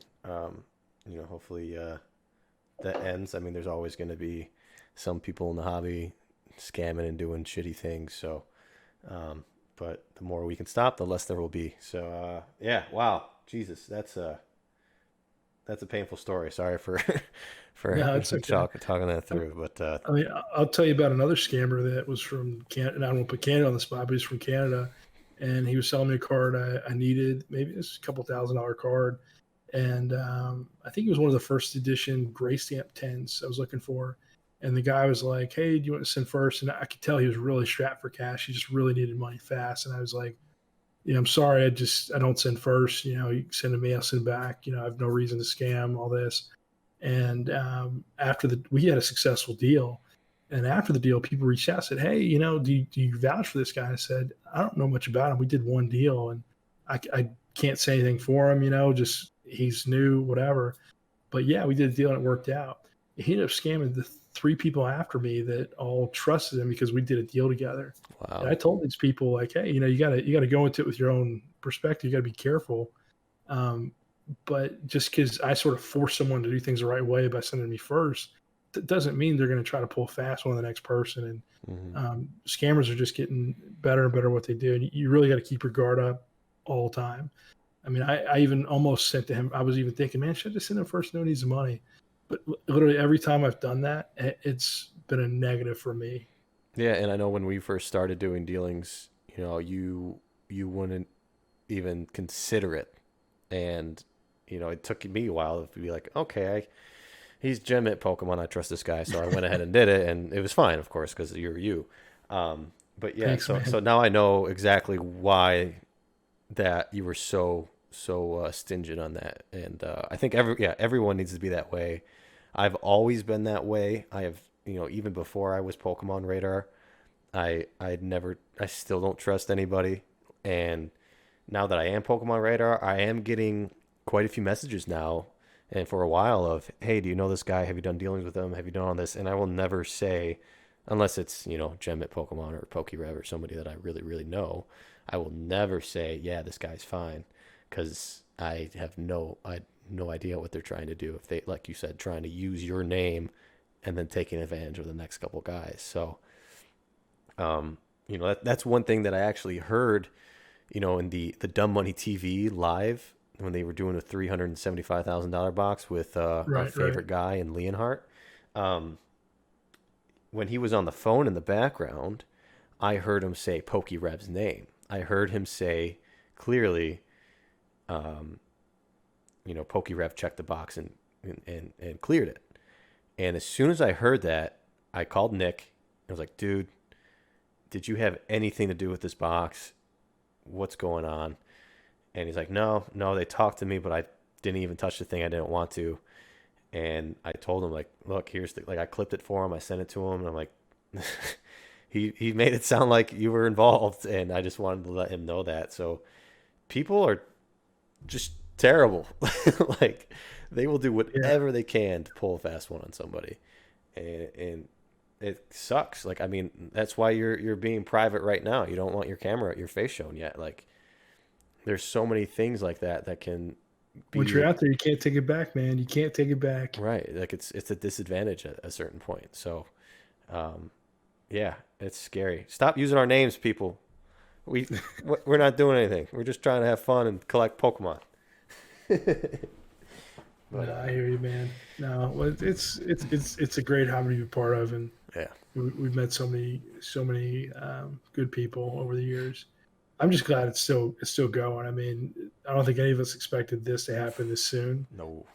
Um, but no, I really regret us not going to Worlds this year, just because we would have had so many more stories to tell. I mean, like a story from last year's Worlds was, we're all just so because I used to travel a lot. I used to, and a really hard thing to do now is just stay humble, just stay as humble as you can be. So when I tell you a story, you just know it's all coming from a good place.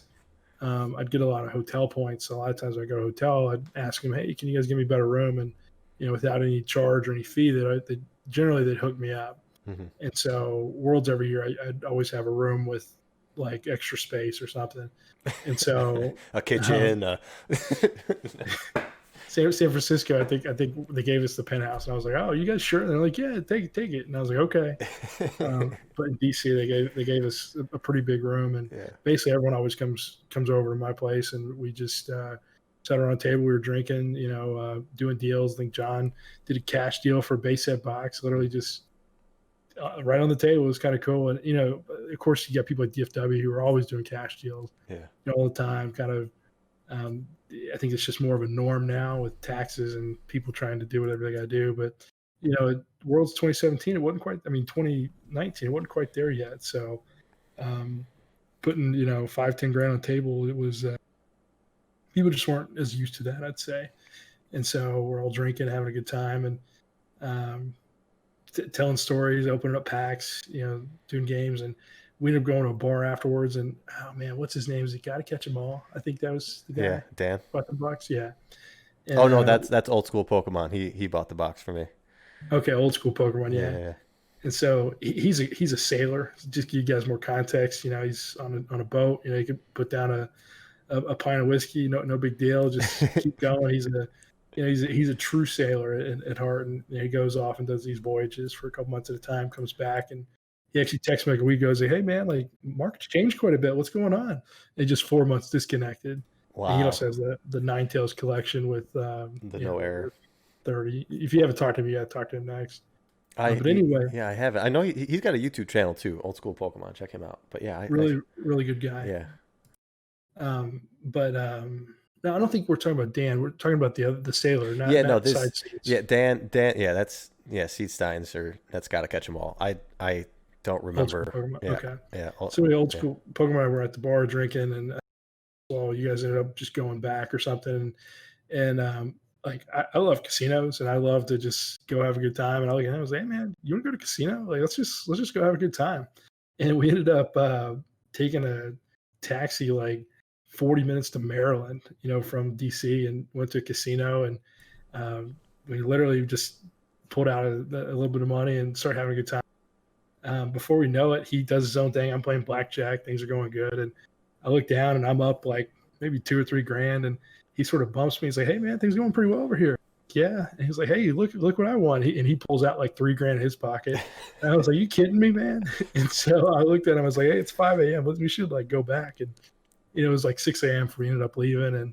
And as we're going back into the city, it's like, dude, I can't believe, like World starts in like 2 hours. Like people are going to start, playing again. And like we're up like 3 grand each on the night. It's pretty good. And I text Birdman, and, Birdman's very sort of distant. He'll tell you a lot of stories and knows a lot of people, but he doesn't generally go to events or do a lot of in-person things. And because Gary was there and because Scott was there and a lot of other people that Ed knows really, really well, we convinced Ed to drive down from New York. Well, it kind of takes Ed a little while to leave. He's trying to figure out what to bring, what not to bring, and he ends up leaving pretty late. So Ed arrives in DC around the time we're getting back from Maryland. And so we text him, he's like, hey, come on over. And we're like, I don't know if I can stay awake anymore, but okay, we'll come over. And so we end up going to Ed's hotel room, and we're pretty intoxicated, and we're pretty happy too, because it was a good night. Yeah. And Ed just has this table with like maybe a couple hundred PSA cards on top. And he's like, hey, check this out, man. We start pulling out things like, Tropical Wind, PSA 10, like Play Umbreon, Play Espeon, like Gold Star, Rayquaza, just like all these PSA 10s. And actually have a photo. Do you have that photo I posted like a while ago? Nah, I don't have it saved, but I don't know if I have it handy. Let me see if I can find it and put it on screen. This is gonna take a second to find. But basically, like he starts pulling out all these cards, and it's just this just epic, just like array of like cards. I don't know And where I was, dude, because I didn't meet Ed. I wasn't there for that. I don't know where I was. Ed, this was in Ed's hotel room, but he ended up coming to Worlds, and we'll talk to him like at the event too. Right, right, right. But yeah, I know, like yeah, like you and some other people went there. Like I don't remember where I was. I don't know why I wasn't there.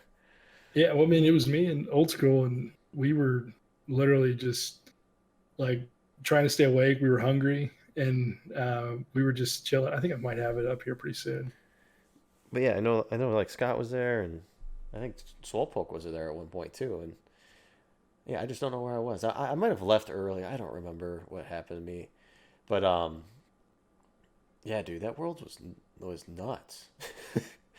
There Yeah, and was so much going on. Like the deals that were happening. I mean, random people walked in with first edition Team Rocket boxes at one point. Like I literally flew in with a carry-on case that had I had four base set boxes and three first edition Gym Challenge boxes. No, you talk about that big case deal. five. Yeah, I brought in two for Pierce. I gave him those to Mason. First edition Gym Challenge. One for you, one for Cool Trainer Ryan, and one for Rev. So five first edition Gym Challenge boxes. And then I brought in four base set. One for you, one for Ryan, and one for Nick. And then the one that I sold ended up selling at that last night to old school Pokemon. I had, what is that worth now? 2,500. That's like 220 grand, 250 grand of boxes in one carry on. Could have sat there, done nothing for 2 years. Oh 200K my cash. gosh. See, that's where I Yeah. screwed up. But that also like led me to where I am kind of socially, I guess. I was able to do that sick deal with you guys, and now I'm friends with everybody. So it kind of worked out. I mean, not financially, but it worked out. But don't think of that deal as like a entry sort of thing or whatever. I think we always knew you were always friends.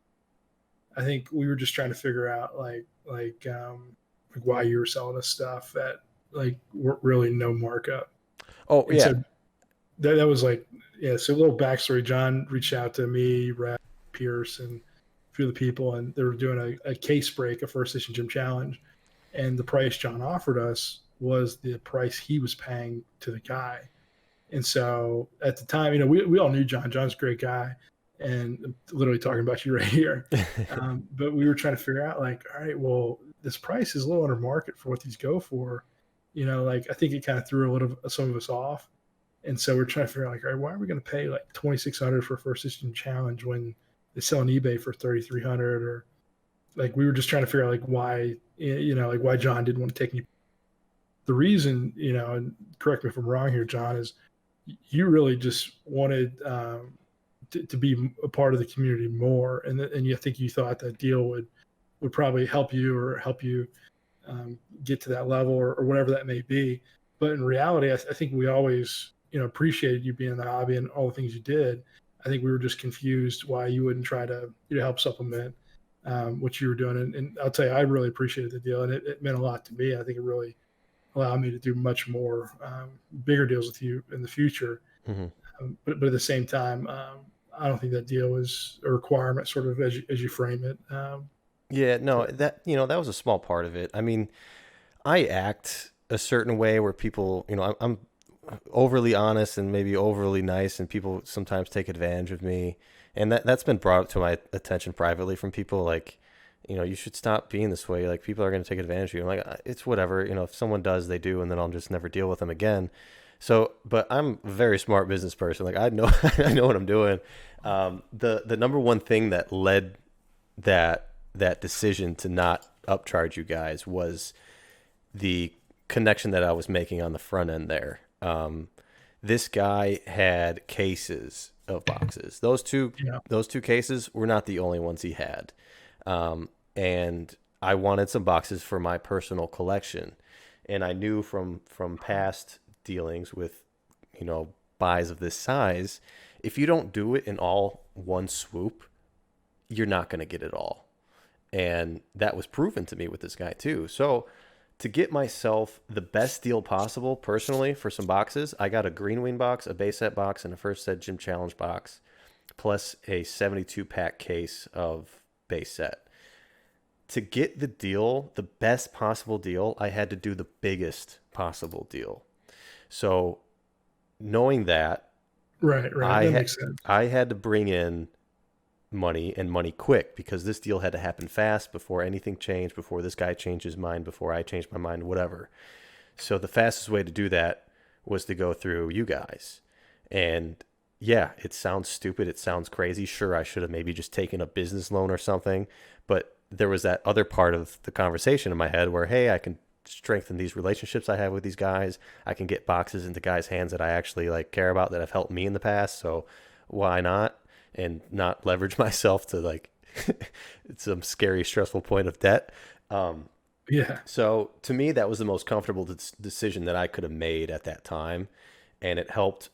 It helped with me getting some pieces for my collection and inventory. I don't own those anymore; they're all sold. Um, Building a stronger relationship with you guys, and then building this relationship with this seller who I am extremely close with today. And as I mentioned in the past, if you don't buy everything at once and try to slowly do it, they'll stop selling to you. So this Yeah. guy, he stopped selling to me because he knows how, like, I'm very good friends with him. I help him a lot with Pokemon. He knows anything that I want to buy from him, I will make money on, whether I pay market or not, because he knows that I have a very good eye and understanding of what's happening in Pokemon. So he just won't sell to me anymore. He'll occasionally help me out, like, hey, I'm getting this, do you want it? Like, and that's a very, very, valuable part of the relationship. But like, he bought a first edition Neo Genesis box, and I told him to get it, and I told him I would pay him this much for it, and he wouldn't sell it to me. And I was like, Oh, wow. that you shouldn't sell to me, because it's going to be worth 60K in a couple months. And guess what? It is. It So, is, but you would have sold it way before then, probably. well, no, I mean, that was something that I knew. Like, I know. this was last month. Like, I know, I'm just giving you a hard time, but no, it yeah, makes yeah, sense. yeah, You needed us to kind of help do the deal, and that makes total sense. I think that was part of the puzzle yeah. missing that I didn't quite understand. So that makes total sense. You got to do the bigger deal to get it done, and what John just said right there with, if you find a good deal, you got to buy it right away. I mean, there are countless examples of where that holds true. PSA 9. Trophy Kangaskhan popped on eBay, I think 2018 for like 3,500 or something, and or people were trying to offer 32 or whatever, and Scott just hops in and buys it. Mm-hmm. That's $75,000 card today, maybe 100K according to John. Um, but point is, like, if you find a good deal, you got to take it. Don't think you can always negotiate for a better price. There are times when you should negotiate, and then there are times that that's fair price. I'll take it. Let's move on. Like, Mm-hmm. thanks. I'll do that right now. There are people that have reached out and said, hey, you have great offer price on that item on your wants list. Like, I'll accept your offer. And I've done that to other people too that I thought were maybe overpaying on things. I say, I accept that offer. Let's do it. I don't even want to ask them for more. Right. At some point, if it's a fair deal, just take it. Yeah. And if they dictate the price, then you can't feel bad about getting something at a good price if the seller's the one dictating the price. Mm-hmm. Yeah. So, yeah, there was just a lot of different factors. Like, people look at Pokemon as still being just childhood game, but when you dive into it business wise, it can be just as elaborate as any other business deal, and there's so many different factors that go into it. So, yeah, I mean, I have, so many people try to inorganically create situations like that, Yeah. and they don't understand the true value in building real relationships. They just try to force it upon people. So yeah, you gotta recognize those things from a business sense and from a personal sense, and yeah, just helping each other out. Like that's part of the community. I mean, I've said so much before of you know the fact that you were like the person that got me to where I am today. So that was kind of like you were the first person I reached out to because I was like, okay, this is a perfect opportunity to repay Zach for what he's done for me, all the time he's given to me. This is a perfect opportunity. And honestly, it kind of put us on a little bit of a level playing field at that point because I helped you out. Like that's how relationships work. You help each other out. You know, that's how you grow. That's how you build. That's it's with everything. With a you know girlfriend, a boyfriend, your mom, your dad, whoever. You help each other out, and that's how you better yourself and better the community. John has way too many kind words. He's way too kind. Well, enough mushy stuff. I pulled up the picture here from E. Birdman. Uh, wow, right up top, we've got Yeah. the phone cards, which I have a PSA 9 Moltres that would fit perfectly with that Zapdos and Articuno. Pull up that picture. Can people see it on stream? Yeah, yeah, I got it pulled up. Yeah, pull it up and talk them through a few of those We've cards. we've got the Master Scroll PSA 9, which we know I picked up one recently as well that I'll be getting graded. We've got underneath that one of the probably least liked trophy cards, the Japanese computer error with the white rocket symbol. I assume it's a Gem Mint 10. I can't zoom in. I wouldn't think that E Birdman would put the regular one on the table with this stuff. So, uh, what I don't know the story behind the computer error. Was that a KMEX like Mega Battle trophy or prize card? Um, then the Championship Arena, a Mint 9, the English version with Celebi and Mew on it. That's just an incredibly rare and incredibly hard 10. Uh, Cardass, Top Sun. I see Top Sun hanging out under there. Shadowless Charizard. What is that? I think that's an 8. So a little weak there. Come on, Ed. You can do better than that. A whole bunch of Koros. That looks like a stack of those. Grand Party. He's got everything. English, Japanese, Misaki. Wow. It's just incredible, man. And that's just pulled up a few boxes, and he was like, "Hey, check out some cards I brought. And it's kind of cool, right?" And just and I'm like, "Oh my gosh, like these are cards like I've never held. Like I've never pursued a scroll, and that was beyond for that WotC timer frame. Championship Arena. Like it was my first time holding a lot of these, and I was just like, man, that's pretty cool." Yeah. And Ed's very passionate, and he's got um, all these connections that sort of help him sort of piece all this together. And you find these old school collectors that they have these tremendous cards. Like, hey, just check it out. Just hold it. They're just real casual, and I'm like, hey, like protect the assets. Yeah. Like, don't tell anyone where they're at. Insure them to the fullest value. Yeah. You can't make videos because you aren't pulling them, you aren't bringing them home. So it's just like you're just like, so I don't know. Maybe I'm just more fearful, but No, yeah. I mean, I keep my Kangaskhan in off site in a safety deposit box, and I have to pick it up every time someone wants to get a picture or like do a video with it, I guess. So, but yeah, something like that. Gary's going to Dallas Regionals with his Beckett pristine Charizards and PSA 10s and just laying them out for everybody to take it's in his pictures with. back pocket, just chilling. It's absurd. It's so crazy to me, but hey, I Pulls guess it out like he pulls out his wallet. they're happy to share it with everybody, and at least they're typically surrounded by the right people. They don't put themselves in a position most of the time with the wrong people, at least from what I've seen. I know that Gary started to get a little bit too open with his home and his collection, so he finally moved that wall off location. Because yeah, he was just Gary's so welcoming and loving that he'd welcome just about anybody that was interested in buying or just saying hi or seeing his collection into his home, and it was just dangerous. So I'm glad he finally moved that out. But yeah, Gary's more old school. He's nice, but I think when you have kids and a wife and your young daughter like he has, you just gotta be careful. And I think there are certainly people that have much greater collections, the sports world and all that. That well, I just talking about just pure value, and then they're very open, where they live and where the cards are stored, and they're very casual. I'm just kind of like, it's good that we don't have any malicious people in the hobby, but at the same time, Yeah. it's just in the back of my mind. You got to be careful, and the majority of PWCC auctions aren't paid for Pokemon, so I Mm. think Pokemon's probably a higher risk category than others to have something happen. So Yeah. I think we're just extra protective, and we recognize a risk, and a risk doesn't mean anything unless you do something about it. Right. I mean, I think at this point everybody has cameras set up and security systems, insurance, different locations. I know Pratt said in one of his videos, like, "I got guns. I'll straight up shoot you if you try to come in here." So, like, that wouldn't surprise me at all if like a bunch of us were have guns and stuff too to protect our stuff, because this is our babies, man. This is what we love. Like, they'll come in here trying to touch our stuff and take it or do anything malicious. I mean, I ship everything off site as well. So like nobody has my address. I don't even think the government has my address.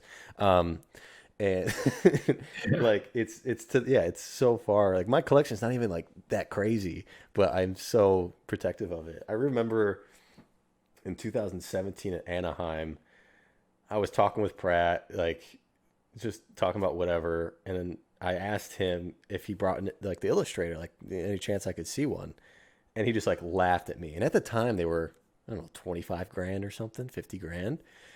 And Yeah. I'm seeing threads now in E4 about how his world's going to change, and like, are people still going to bring stuff with them that are this valuable now that prices have gone up so much? And it's like, well, the smart people in this hobby haven't been doing that for a very long time, so I don't know Yeah. what you're thinking, but Don't come to Worlds and think you're going to do deals.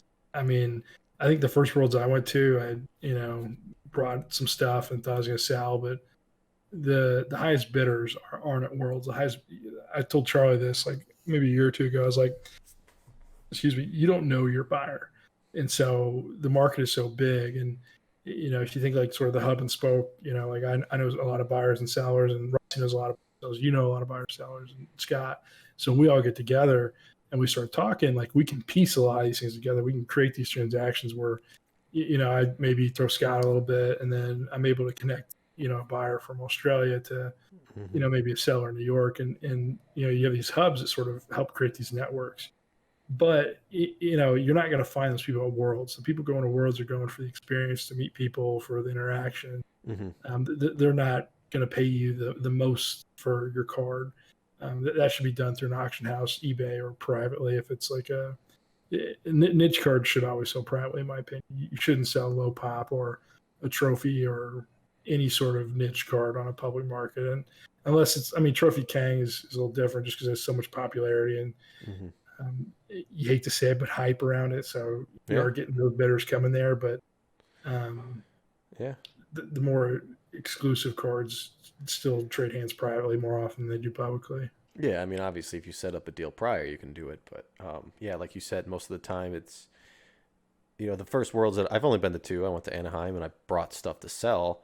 But, we talked about, I was selling you some Japanese packs there, so I figured I'd just bring them all. And I ended up selling out because I sold them at cheap prices because I wanted to mingle and be done with it. And, um, Yeah, I was nervous. I didn't want to leave that table. I'd sitting there. I oh first my had base God. 10 sitting there. Yeah, you brought a I lot of was good stuff that I year. was like, "Hey, Radar, you want to watch these while I go do this deal?" And I was like, "I don't want to leave these alone." Yeah. You know? Yeah. So, I mean, that was honestly, like, I've talked about it before, even though it was my first one, it was it definitely had this feeling of being the last one as the way it was, where there was a lot more dealings going on and it was like a smaller community feel. Now it's huge, and I definitely see, people are smart now. They're there for the experience. We have the occasional deal that gets done, the base set box or whatever, that's usually Yeah, set up prior and it's brought there. We'll find people that are selling stuff out of their binders, and occasionally you find something good. You're always trying to scalp the world's promos from, get yourself a set or whatever. But yeah, like even the base set packs that we opened, the heavy base set packs, like I give you yeah. guys a good deal on that because I wanted, like It we was a wanted, great deal before you opened yours. Then after you opened yours, I was like, because it was a great experience though, right? I mean, "Yeah, yeah, I had the yeah, heavy packs, and like I think, they were $200, but it was like, hey, let's do this 175 each. And yeah, I mean, hopefully we'll get your video out eventually. I'm gonna keep bugging you about that, but We'll see. yeah, I had 5 heavy packs. Pulled pulled the Zard. Uh, Jeremy pulled the Ninetales. June pulled the Hitmonchan, and then you pulled the Magneton. I think it was, yeah, because I think I wanted you to sign it and I put it in a binder. Yeah, I did sign it. And then there was a 5th heavy pack, and I was so close to opening it at the E4 event at that hotel lobby or whatever. But we told you, we're like, don't open. There's no Zard, and like it would be stupid to open this. Like, don't open it. And I sold it to Pack Fresh Charizard, and he opened it, pulled a Zard, and graded a 10. And It's mine just, mine yeah, graded a 6. like you won't have like this. These experiences are just. I remember being there, being in the room, the energy in the room. I mean, Gary was there with his red shirt with King Pokemon, and Yep. we're all in there doing deals. And so, Worlds, I don't really bring any PSA cards. I'll bring a binder, and the binder, nothing's for sale. It's just like, hey, check out these cool cards that you may have never seen before in Hmm. person, or it's just more of like a way to interact with people and still like have cards. But the energy in the room was unreal. I mean, I think yeah, I think I recorded that part too. It was a great moment. Yeah. Yeah, and that was I think that was another thing that me and you shared as well when like Imakuni came.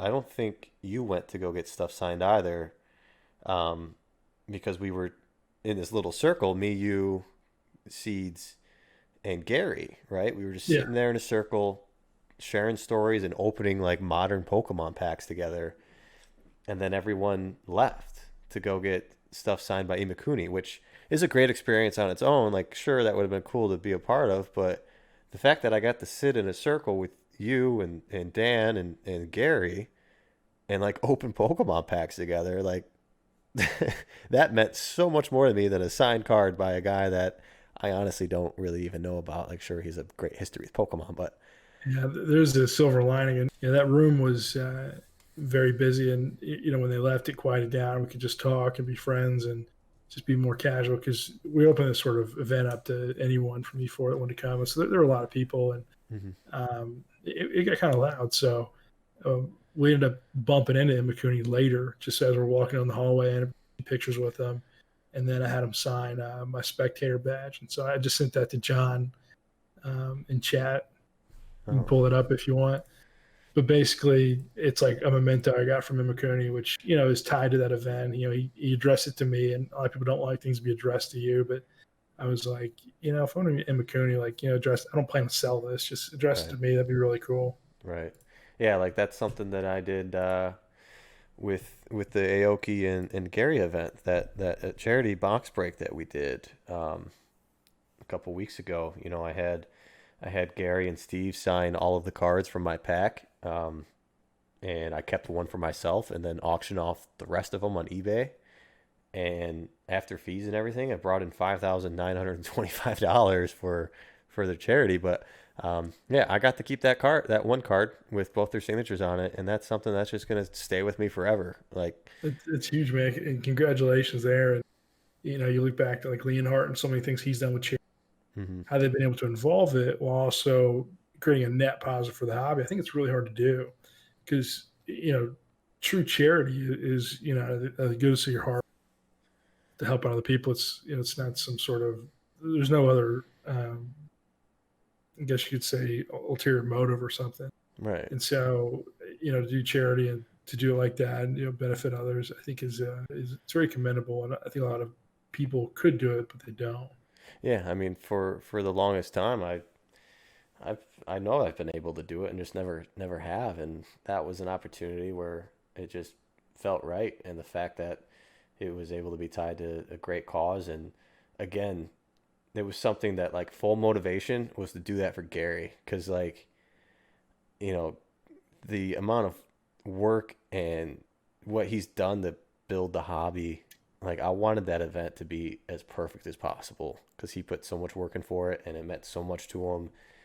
And yeah, anything that I could have done to help, I was just trying to make it happen. And then Yeah, all the people that bid on those auctions, like again, I've sent them handwritten notes of thank yous and everything. And I just can't thank them enough for how big they made that. That blew me away that those auctions went for over $6,000. Like Yeah. it's amazing. It's absolutely incredible. And and actually somebody that bought one, I actually met with a while back at Frankenson's, which was really interesting, and now we reconnected. So that was really cool. But yeah, there's so much good stuff happening in the hobby. I know we had that long story of scamming and all that, but there's so much good going on in the hobby that, especially from these influencers, that's being pumped out right now. That should be the focus, and hopefully it continues to I mean, be I'm more the excited focus. for people like Twice Big Jake. I mean, I haven't talked to him directly, but I mean, at least I don't think I have. But he's being very consistent, create great content. Sort of up to the news things. And what's weird is like for news, like I know where to go to find it, and I'm like, okay, I got it. But like I'm not like reproducing that, sending it back out to people in a consumable way that's a video. And so people like that, I mean, they're creating a real service to people who aren't as in the weeds like we are on a daily basis, just doing stuff constantly. And he's got that 1,000 card giveaway or something he's doing, which is tremendous. And then you got Z&G who's sort of teasing the biggest giveaway ever come January. And so I'm very interested to see what he's going to do. But while we've been blessed with so many great fortunes with the hobby and the people entering and just being patient and holding a lot of things and just doing the right thing, just being ethical and moral throughout, not getting banned or exiled for our mistakes. I think you find a lot of these people that are deciding to give back, and I think that's going to continue to happen. So, um, yeah, it's a great thing as you mentioned. Yeah, it's really cool to see where this has all gone. So I sent you this picture. You can throw it on screen if you want. This is a picture of us at Worlds. I'm not in this, Oh but the wow. reason this picture is important is because you have Ed on the left who's talking about this layer of cards. You have Gary who, King Pokemon, one of the hobby experts. He bet big in '99. He wrote it. I think a lot of us bet big after '99 and have wrote it. Hmm. So Gary's the vintage collector here, the expert. And you can see he's just got all the cards on the table looking away, like have eyes on that 24/7. I wouldn't turn my head. You got, oh my gosh, this is like one of my favorite people too. I can't think of his name. June. Oh, June, yeah. It came to me right when he said it. He's from Japan. He's like, hey man, you come to Japan, I'll take a week off and I'll show you all Japan. And it's like, who says that? Who's going to be like, hey, I'll take a week off from work and just show you around the country. Like, I'm like, man, I can't wait to go. So hopefully next year, the year after, I'm going to, take a trip to Japan and we're going to take really good care of June. I'll tell you that. I gotta But message him because yeah, I usually see him over Worlds, and I haven't seen, obviously Worlds didn't happen, so I haven't seen him or heard from him in a while. I gotta message him. one of the nicest guys. Oh my He's, god, he's got yeah. his own business model that works really well. He used to work at a card shop, I believe. He spent a lot of time in Paris recently. You got Scott off to the right. Just SM Ghost at Worlds. He pops in, you see him, then he disappears. You're like, hey Scott, where'd you go? And then he kind of sneakily shows you an illustrator, and it's like, oh, you just found an illustrator here. And he's setting up all these crazy deals. And the thing with Scott's deals is a lot of times you hear about them well after the fact. Yeah. So like a year later, like, oh yeah, you also did that. It's like, yeah, but a lot of times we'll stick together. But Hmm. then at the top right, you have Dan. So Dan's the guy I referenced earlier, DJ Gigabyte, who I learned quite a bit from indirectly by watching his content. Yeah. And I can't say enough for the effort he put in and all the detail he shared, because Dan helped me bridge a lot of gaps that existed in that 2013-14 era. Hmm. Yeah, I still go back and watch some of his videos every now and then for the nostalgic feels and the random niche things that he talked about. Um, but yeah, it's funny that you mentioned Scott like that, SM Ghost. Um, I mean, yeah, I hope he he's hears it too. I hope he hears that. yeah, I mean, I doubt he has 2 hours to listen to this podcast, but he, yeah, he's very strategic with his deals, and he does it well. But I feel kind of bad for the guy now with Worlds because he can't experience it the same way that he used to. And I know that's the case for most of us because where Pokemon has gone to, but he's a pseudo-celebrity now, and he just wants to go to these events to hang out with Dan, with you, with the OGs that he's grew up with in this world, and just take a vacation with his family or whoever he's with. But he just gets bombarded with all these random people, which he's great at dealing with everybody, saying hello, doing pictures or whatever. Um, but yeah, I mean, like for some people that want to go there truly for that old experience of world, it's tough now because they're these pseudo celebrities. So he kind of has to be SM Ghost at this point to enjoy it, which I feel bad for, but I know he still loves doing it and meeting everybody. I mean, he's a very very giving person. So Yeah, let's talk some more stories. I'm trying to think of some more. I'm trying to think of. I had a professional hockey player reach out to me on a whim, and he Oh. was like, "Hey, I'm just trying to get into Pokemon. I don't know too much about it. I just want the best stuff." And it was like a very humbling experience because I just assume everyone knows how to use eBay. I just assume everyone knows like Instagram, Discord. Like I just assume that there's this level of competence when you enter a market, and like none of that existed. I mean, very actually, I enjoy watching hockey, but I'm not an expert. I don't know all the names, and um, I would assume that 90% of hockey fans would know exactly who this person is. Probably actually 99% of hockey fans would know who this person is. It was a great conversation, but it was just like oh man, I really got to take a step back. I can't just dive into this. We got to really take things slow here and explain kind of the detail. And so you find a lot of times you watch a TCA gaming video and he goes into, well, you got this stamp here and you got this missing damage and this is wide shadowless. And you're like, okay, you said that 20 times. Well, you never know when that hockey player is watching that is, just trying to learn the hobby and do something for themselves. So there's just so many people entering that some of them are still extremely private. Some of them are becoming more public, but you got the Ronda Rousey who you find out she loves Pokemon. You're like, what? Ronda Rousey loves Pokemon? She's adamant. She's out there about it. Mm-hmm. So I you got more people coming out. Yeah, I haven't been paying attention to what she's been doing recently, but yeah, those are very tricky situations. I mean, I've been very closely tied to some of it. You have obviously too, and the bigger names in the community have as well.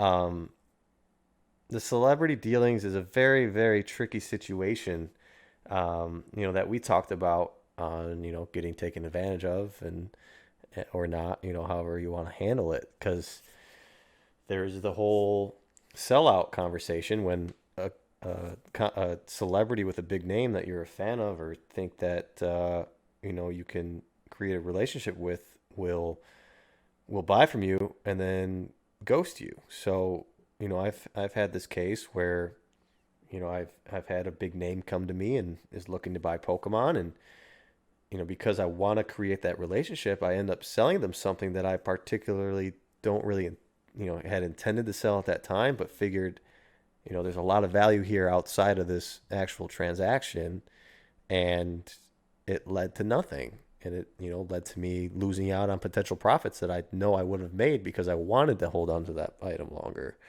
I'm not gonna. It's really tough. And I don't mean to cut you off. You can keep going. No, yeah, I just don't want to say any specific names, but yeah, we had that conversation not too long ago because I was with Steve Aoki in that charity event, and obviously I talked with him afterwards. And I don't want to say any names, but Steve, he's not talking about. no, yeah, Throw this it isn't out there. Steve. Steve's great. Steve's Name drop as phenomenal. soon as you say that. Yeah, sorry, yeah, Steve's phenomenal. I didn't mean to. Yeah, that was a bad transition, but yeah, Steve's phenomenal. Um, he's really invested into collecting. I mean, not just Pokemon, but artwork and all that stuff. So he has a true passion for collecting and art and all that. But yeah, you got to be careful. I mean, I, I think you make a really good point. With you gotta understand what people's motives are for, and I've had a really bad tendency over the last like probably 2 years of I'll talk shop with whoever wants to talk Pokemon, with sets, with variants, with you know things that come in different ways, packaging, anything Pokemon related. I'll talk to anybody, and I'll talk to you for hours, and I'll treat you if you have 0 followers, the same way I'll treat you if you have 20,000 followers. Mm-hmm. You know, someone reached out with 5.5 million followers on Instagram, asked for something, and I was like, no, like, it doesn't matter. Like, I'll treat everyone the exact same. Mm-hmm. And I think that's the right way to do it. But the point here is, once you start getting to the sales and the profit and the pricing and all that, if you want like to consult me to help you make money, then that's different, and I've had people that ask, hey, can I pay you for your time to talk to you? And I say, I'll help you out, but I don't want to take a consultation fee. I don't want to I don't want to do sort of a paid service type thing, because then I'm like owed to you something, and it's less of a hobby, it's more of a business. And um, I do have some relationships I can't talk about, but um, basically, I'll talk to anybody about anything except for pricing and sales and all that, and how to make money. And it's tough because John was sort of the situation he was talking about. He was used, where basically someone took advantage of his industry knowledge, helped him get great deals. This person basically consumed John for everything that he was available for, and then moved on. And so John got taken advantage of.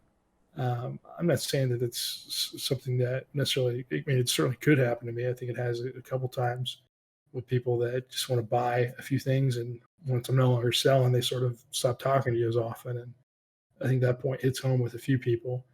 But the major point is, I don't really want to help people make money in the hobby. Like, that's not my motivation. My motivation is collecting. It's goals. It's building relationships. It's trying to find cards I don't know exist. It's when Jamboree finally surfaces, the set after Skyridge that was supposed to come out. I want to be able to collect that, buy it, and I want to be able to share some of these cards with other people that want to buy it.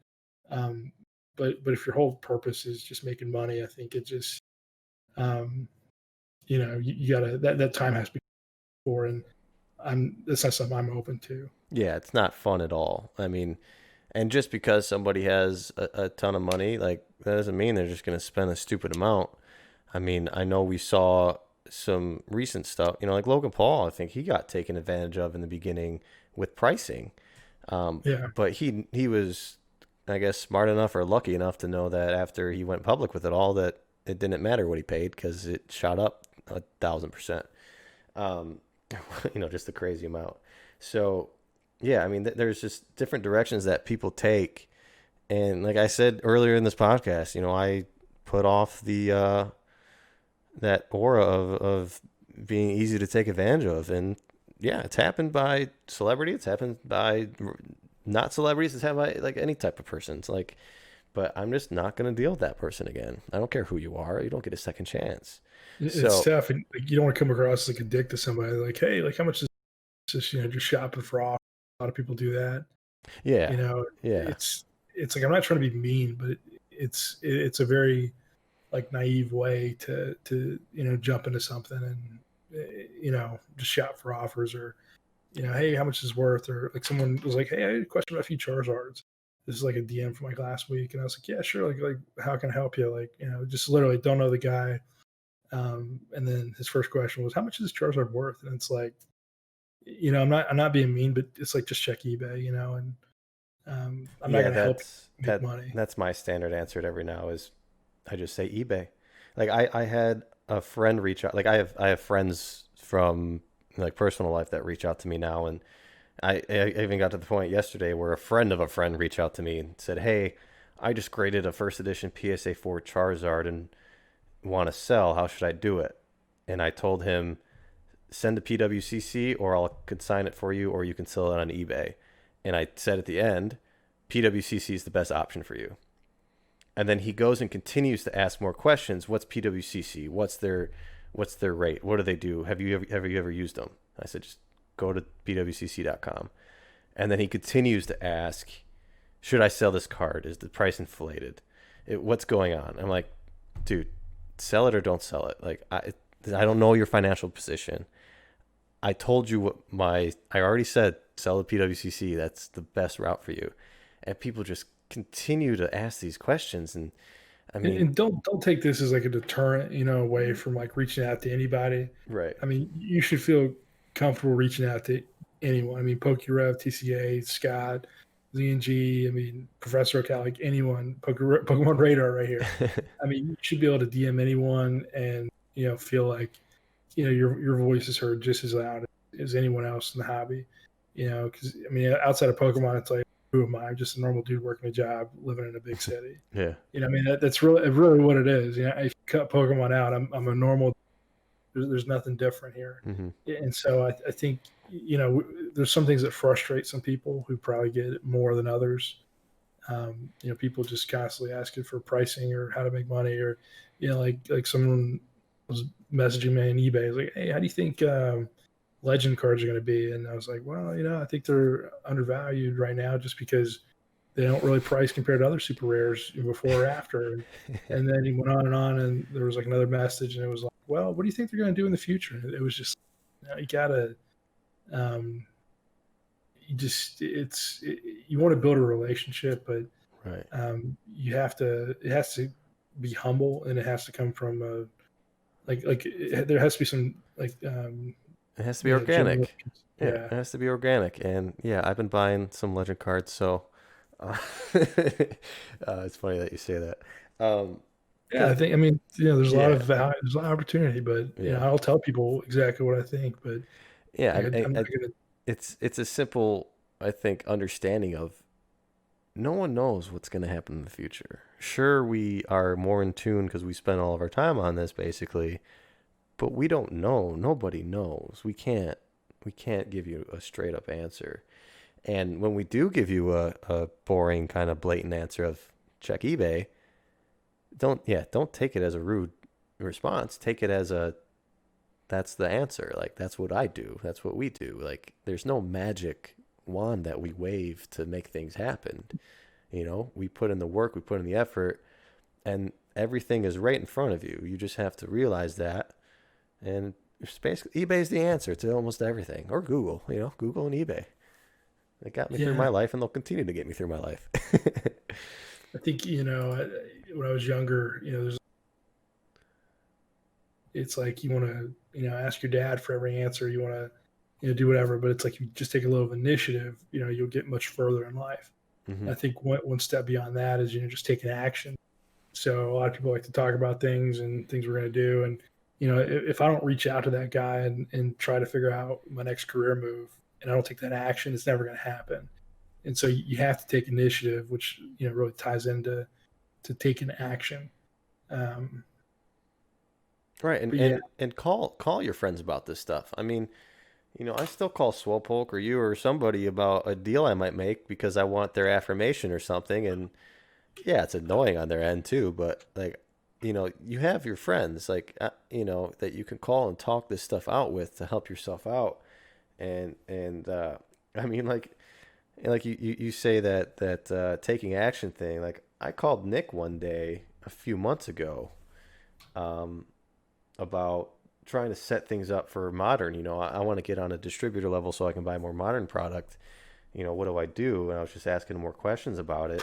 And he laid out everything for me and confirmed everything that I had set in place. And then I didn't take any action on it. So I basically wasted his time on that phone call. And I feel terrible about it. come on, man, Because don't waste now, Pokemon's time. like, I don't think any distributors are taking new applications because it's gone crazy with how many people are trying to get in on it. Um, so yeah, I kind of wasted his time there. But now if he learns that, which I'll probably tell him tomorrow once I talk with him, I'm sure he'll be a little disappointed in me. And You can save it for the end. Don't lead off with that. but yeah, I'll save that for the end. So, but yeah, I mean, start building a community with the people that you know and can grow with. I mean, and let relationships happen organically. And Yeah, hashtag figure it out. a lot of the expertise is coming over literally doing something Pokemon related every single day since like probably 2014. And Mm-hmm. I was doing Pokemon stuff probably since like 2012, 2013 ish, but every day, like, since probably 2013, I'd say. Um, and that expertise, obviously is value. I don't attempt to capture any of that. And so I think my net YouTube earnings are like $3,500. So it's like, I probably have 100 videos with more than 3,500. Um, but there's no consulting services. Like I'm not trying to capture all the revenue that should be out there. I think providing just genuine advice to collectors who just want to be a part of the hobby, want to Mm-hmm. be in it, just want to do their thing, just keep the hobby alive. Mm-hmm. That to me is more value than everything else. And maybe that's a mistake. Maybe that's where I went wrong. Maybe I should have been doing Patreon before Scott revived his YouTube. Maybe before. He used to have the guitar songs on there, and Gary did too. Yeah, yeah. I mean, it becomes like a natural knowledge basically because you're just consumed by it, and it's just a thing you do, and it's And part of your maybe that was life. And but I mean, to be fair on your end, you stopped doing it. If you had gone all in and continued to do it, I think you would have gone down that path, and it would have happened. Um, yeah, it was never a goal though to do that. So right, but I think it would have naturally happened if you just kind of if you had taken that leap that we talked about earlier to do it full time because that's a tough decision to make. So I think that stuff would have naturally came in as you were doing it more consistently. Like for me, now that I'm doing it almost every day, I set up a Patreon. I don't do anything on Patreon, but it's there for people to support me that are willing to. I hope to should spell your someday. Patreon stronger. I don't have Patreon, but I don't do anything on Patreon. I mean, I hope to some point do something exclusive for Patreon. Um, but I just don't have the time right now or know what I want to do specifically for it because I just feel like, if you're going to pay someone $10 to learn about Pokemon, just pay Scott. Don't pay me. Like, send me $1 to help me pay for my Spotify. That's all I need right now. Um, and I'll figure it out later.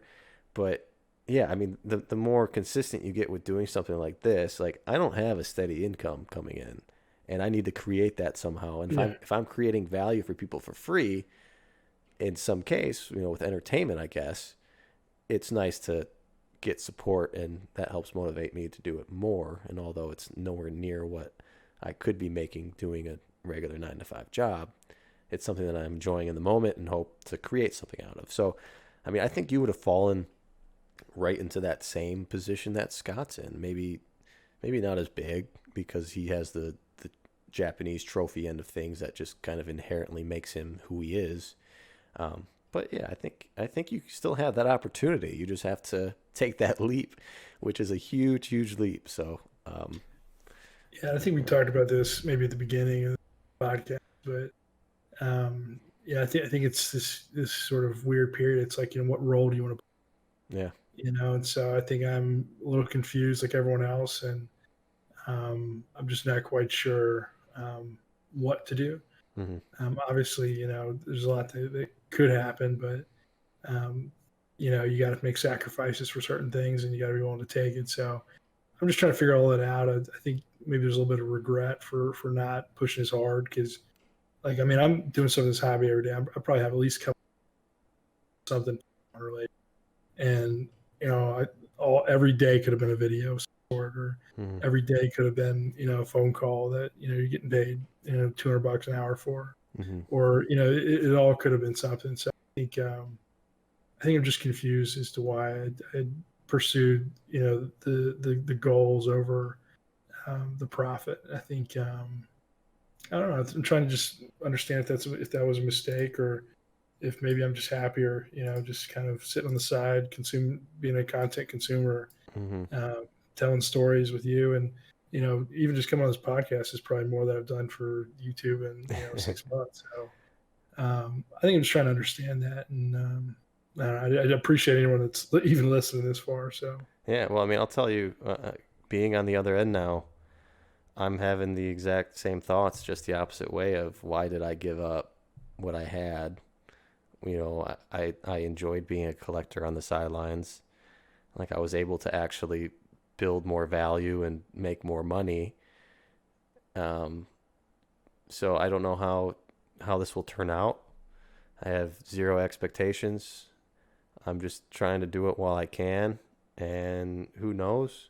I mean, to be honest, I'm very confident that this is going to take me nowhere, and I'm going to end up going back to another job or going to get my MBA or something.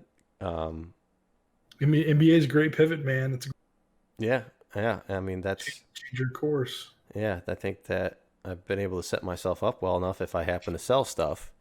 Um, then I could pay for it and be fine, like coming out of it. But it's an obsession now. Like I said, I'm just buying. I can't stop. So, I mean, how did you handle that when you went to school? When you took that time off, you sold the PWCC quite a bit of your extras, right? Yeah, How did you handle that? I mean, were you still buying stuff? It seemed like you weren't, but I'm not. it was tough because I knew how good prices were. I was using a lot of my capital to basically buy sealed product and buy underpriced cards and hold, because the prices were just sort of taking off. And I mean, I was buying like a limited gym challenge box for like $1,000. Hmm. I think I sold that this year for maybe around like 8K or so. I think it might have been like 8,400. Wow. But I flew to do that deal too. But no, it was like deals that just you couldn't pass up. They were just too good. And I think a mistake I made with I sold the first edition Charizard at auction. One hadn't sold for 6 months. The previous two sold for 30K each. So I was like, hey, it's 30K right here, and it could go a lot higher just because there had been a sale. And so the mistake I made in selling that was I didn't realize how much other inventory I had that could have been sold, that Hmm. could have been made available, and that would have covered my school. So in that year that I went back to school, I probably bought maybe around 150 to $250,000 worth of Pokemon, and all of that was just recycled cash from sales. It was like I'd sell something for I think I sold first ed gym challenge hollow set PSA 10 for like 5,500 to a guy in Dubai wired me the money or whatever, and then I used that and went and bought something else. And so it just it kind of cycles. It's not like all that cash is just in hand and you just spend it over the year. It's all just rotating capital. Hmm. But even then, on top of that, I was able to pay tuition, all living expenses. I think rent was like $1,800 or something. It was, but I was supporting someone else too. So, Yeah. it adds up, and I was able to do all that through Pokemon. And I didn't have a job. I just was literally selling Pokemon all day. That was my job. Hmm. Um, Making YouTube videos every now and then, but I didn't have to sell that Zard, and I didn't realize that until I had already sold it. Yeah. Well, I And that did was the that. unfortunate part. Yeah, I did that so many times too. I mean, I still have a ton of low mid tier stuff that I need to move or should move instead of selling like my Kangaskhan or selling a box here or there. So, It's a great therapy session, man. I feel like this is like, like this may not even be posted. This may just be our weekly therapy. We need. Dr. Radar. Um, I'll give you that, man. But dude, like I still get comments to this day. It's like, so that's art. It's worth like whatever. And what people don't realize is that money was reinvested back in the hobby. hmm. Like there are a few purchases that came directly from that sale that have increased 10 plus fold, maybe 10, 15, 20 fold. Hmm. And it's like, yeah, the Zard did go, 15 fold right now, but it's not like I missed that run. I didn't miss the Zard going from, the 24,000 I sold for to 300. It's just in different product. It still went Yeah, up. It's not in the same form. just not as much. Yeah, maybe not quite as much, Yeah, but no, I feel that. Yeah, no, exactly. Um, unfortunately, a lot of my money went to. I paid off my student loans in my car earlier this year, and then I maxed out my Roth IRA for some stupid reason. Um, don't do that, man. I mean, this is horrible advice, but yeah. I'm I'm kind of like a shrewd when it comes to like financial advice, just because like there's a very low risk way to do things, and then there's a more risky way to do things that it tends to pay much better in markets like this. The downside is if Pokemon just went to zero, it would absolutely screw you. So that's why you got to be really careful. Well, But my opinion is I can make more money, mhm. with having it versus it being in the Roth IRA. So Right. And yeah, again, this advice is stupid. Um, don't listen to us. But yeah, we I could have made so much more money if I didn't throw it towards that debt that I could have slowly paid off, right? And I know that it's safer to put your money in the S&P 500 or whatever and take the 10%, but the simple fact is I don't know anything about stocks or these businesses and how they work. And even if I did, it's still random, right? Pokemon, I know everything about it. And although it's still somewhat random, with that knowledge, I have a better chance of making money. And It's yeah, less risk. It's it's less risk, man. in some way, yeah. In my case, I guess it is less risk because of You that have an edge in knowledge. the market. You have an Right. edge in the market that not everyone. Exactly. But I'm extremely vulnerable. I mean, my net worth in Pokemon is a stupid percentage. Stupid. You're But giving people anxiety, man. the problem is, but which is not a problem, is that I'm comfortable with it. Like this, I'm okay with it. This is what I want to do. This is what I purposely chose to do that. Like I put myself in a position where I kind of cashed out, right? And had a healthy percentage in the right areas. I was well diversed and I was looking at this stuff and going, "Oh, well this is dumb. I made $200 last month off of this one stock. I could have made 20 grand if I just kept buying and selling Pokemon." So I took it all out and yeah, like again, stupid. Don't listen to me. This is the dumbest advice possible, but yeah, we're also very, very spoiled because Pokemon has never really gone down. I mean, I guess recently there's been quite the correction, and I know you were in it longer than I was, so you went through a correction too. But this is really my first like downturn. I mean, we had the lull during 2018 and so, but I think the market's strong in the right areas. yeah, It, it's not good for something to just go up and never go down. I think it's gone up over the course of the year, which is what you look at, but you just got to honestly just put on a graph and trend it. Then when you see the trend, there's nothing to be worried about. I mean, mm-hmm, Charmander shouldn't be selling for like $500 or $1,000, whatever they're going for. mm-hmm, It's just I don't think people understand the true supply of some of these things. And yeah, there could be big players that have 100 million cash they want to throw in, but um, $3,000 Charmander adds up really quick. You know, mm-hmm. you can just dump a bunch of them on there. Well, it's funny, I moved, like all my sealed product and stuff, right, earlier this Mm-hmm. year, and I moved it into Japanese trophy cards basically. And although like yeah, I would have done so much better if I kept the sealed product and like sold it over the past couple months. That specific stuff has gone down, like 30-40%. It's since the peak. The trophy stuff is still ticking up. There's no downturn on that because of the rarity, Yeah, scarcity of it. That's a true organic growth, true organic value. And yeah, I know there's a lot of hype around like the Kings kind of stuff, but um, like that's not going to be going anywhere. This, or at least in the same dramatic of a shift as this set card stuff is. So, although I lost a lot of potential value, I kind of held in a position that was a little bit, I guess, safer in my opinion, and has been kind of proven, I guess, through this correction to have been the right decision. Because that trophy Kangaskhan's going to the moon, baby. as long as you have one, I mean, once you sell it, it's gonna be gone. Yeah, yeah. Well, that's the one that's either going to pay for my MBA or pay for my house. So, um, Yeah, I mean that's another tough thing too. It's like I've thought about NBA. I mean, they've got, not that I would get in, but they got boots in Chicago, not that far away. I could walk there, and that would be a game changer. But yeah, um, I took my GMAT, bombed it, so I don't think I'm getting into Stanford.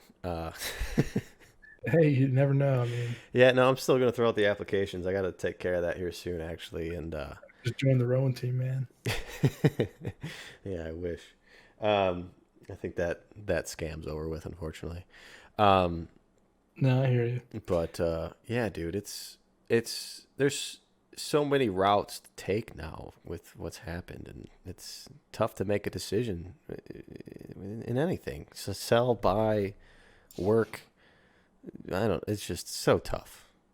Yeah, I think I've got a few goals left. I'm still working on, and my strategy first entered the hobby. You got to take things in pieces. So I started with base, and then I went to Jungle Fossil, and then included Gym and Team Rocket and all that. Then eventually I was like, going to do Neo, and then Neo, and it's like let's just go and do E Series. And then I was like, all right, we got to stop at E Series because these reverse hollows are going to be a pain. So I was lucky I bought a bunch of reverse hollow sets, ended up having this pretty awesome inventory of just mint E series reverse hollows, probably 4 or 5 sets of each at least, that end up all grading like 9s and 10s, which helped. And still got some gaps there, but the strategy was always target the most valuable cards first, and then work your way backwards. So I remember PokemonRadar, or what's his name? Poke UK Trader, Pokemon UK. I'm kind of thinking of his name, but he's a big collector in the UK. We have very similar tastes. I love Eric Art, base, jungle fossil, all that. He was like, I'm collecting first hit base. What should I start with? I was like, dude, start with the most valuable. You got to lock that in first. And, get Chansey, get Blastoise, get all that. I helped the middle of Blastoise early. He got a great price. But, he bought that Charizard, I think, for, I don't know how much it was. It might have been 40K. I don't think he disclosed the price, but they were going for around 40K at the time. And I was like, thank God the dude bought the Charizard first. Because if he wouldn't have, man, I mean, the people who have 40K cash versus the people who have 300K cash are just two different groups. Mm-hmm. And so he got really lucky. But long story short, what I've sort of left off are like the non-hollow rares, the commons, the uncommons, and a lot of these cards were on eBay a couple of years ago for like 15-20 bucks. But in my mind, I was like, I've got the inventory. I could just grade this stuff for $6 a card. Then it turned into $8 a card. Now it's $10 a card, and it was never worth it because I would rather spend $20 on a first edition PSA 8 Neo Destiny Hollow than I would on grading a common jungle first edition card. And so when you see the prices the way they are and why they don't make sense, is it was never worth it to grade any of these cards until really 2020. I mean, in rare cases where you had like one guy needed a card who would pay you $100 or something, that was the only exception to the rule. And so, one of my projects for this year is literally to go through every gradable PSA 9 or 10 card I have and send it to PSA if it's before 2004. So any card, and I'm talking every single one, just get it out the door. It'd probably take a year for PSA to get through, but every single card is worth it if it's a 9 or 10. Yeah, I know a lot of people have that same strategy going on right now, and these pops are going to multiply. So you talk about yeah, first edition Charizard only going up by 1 and 2 years.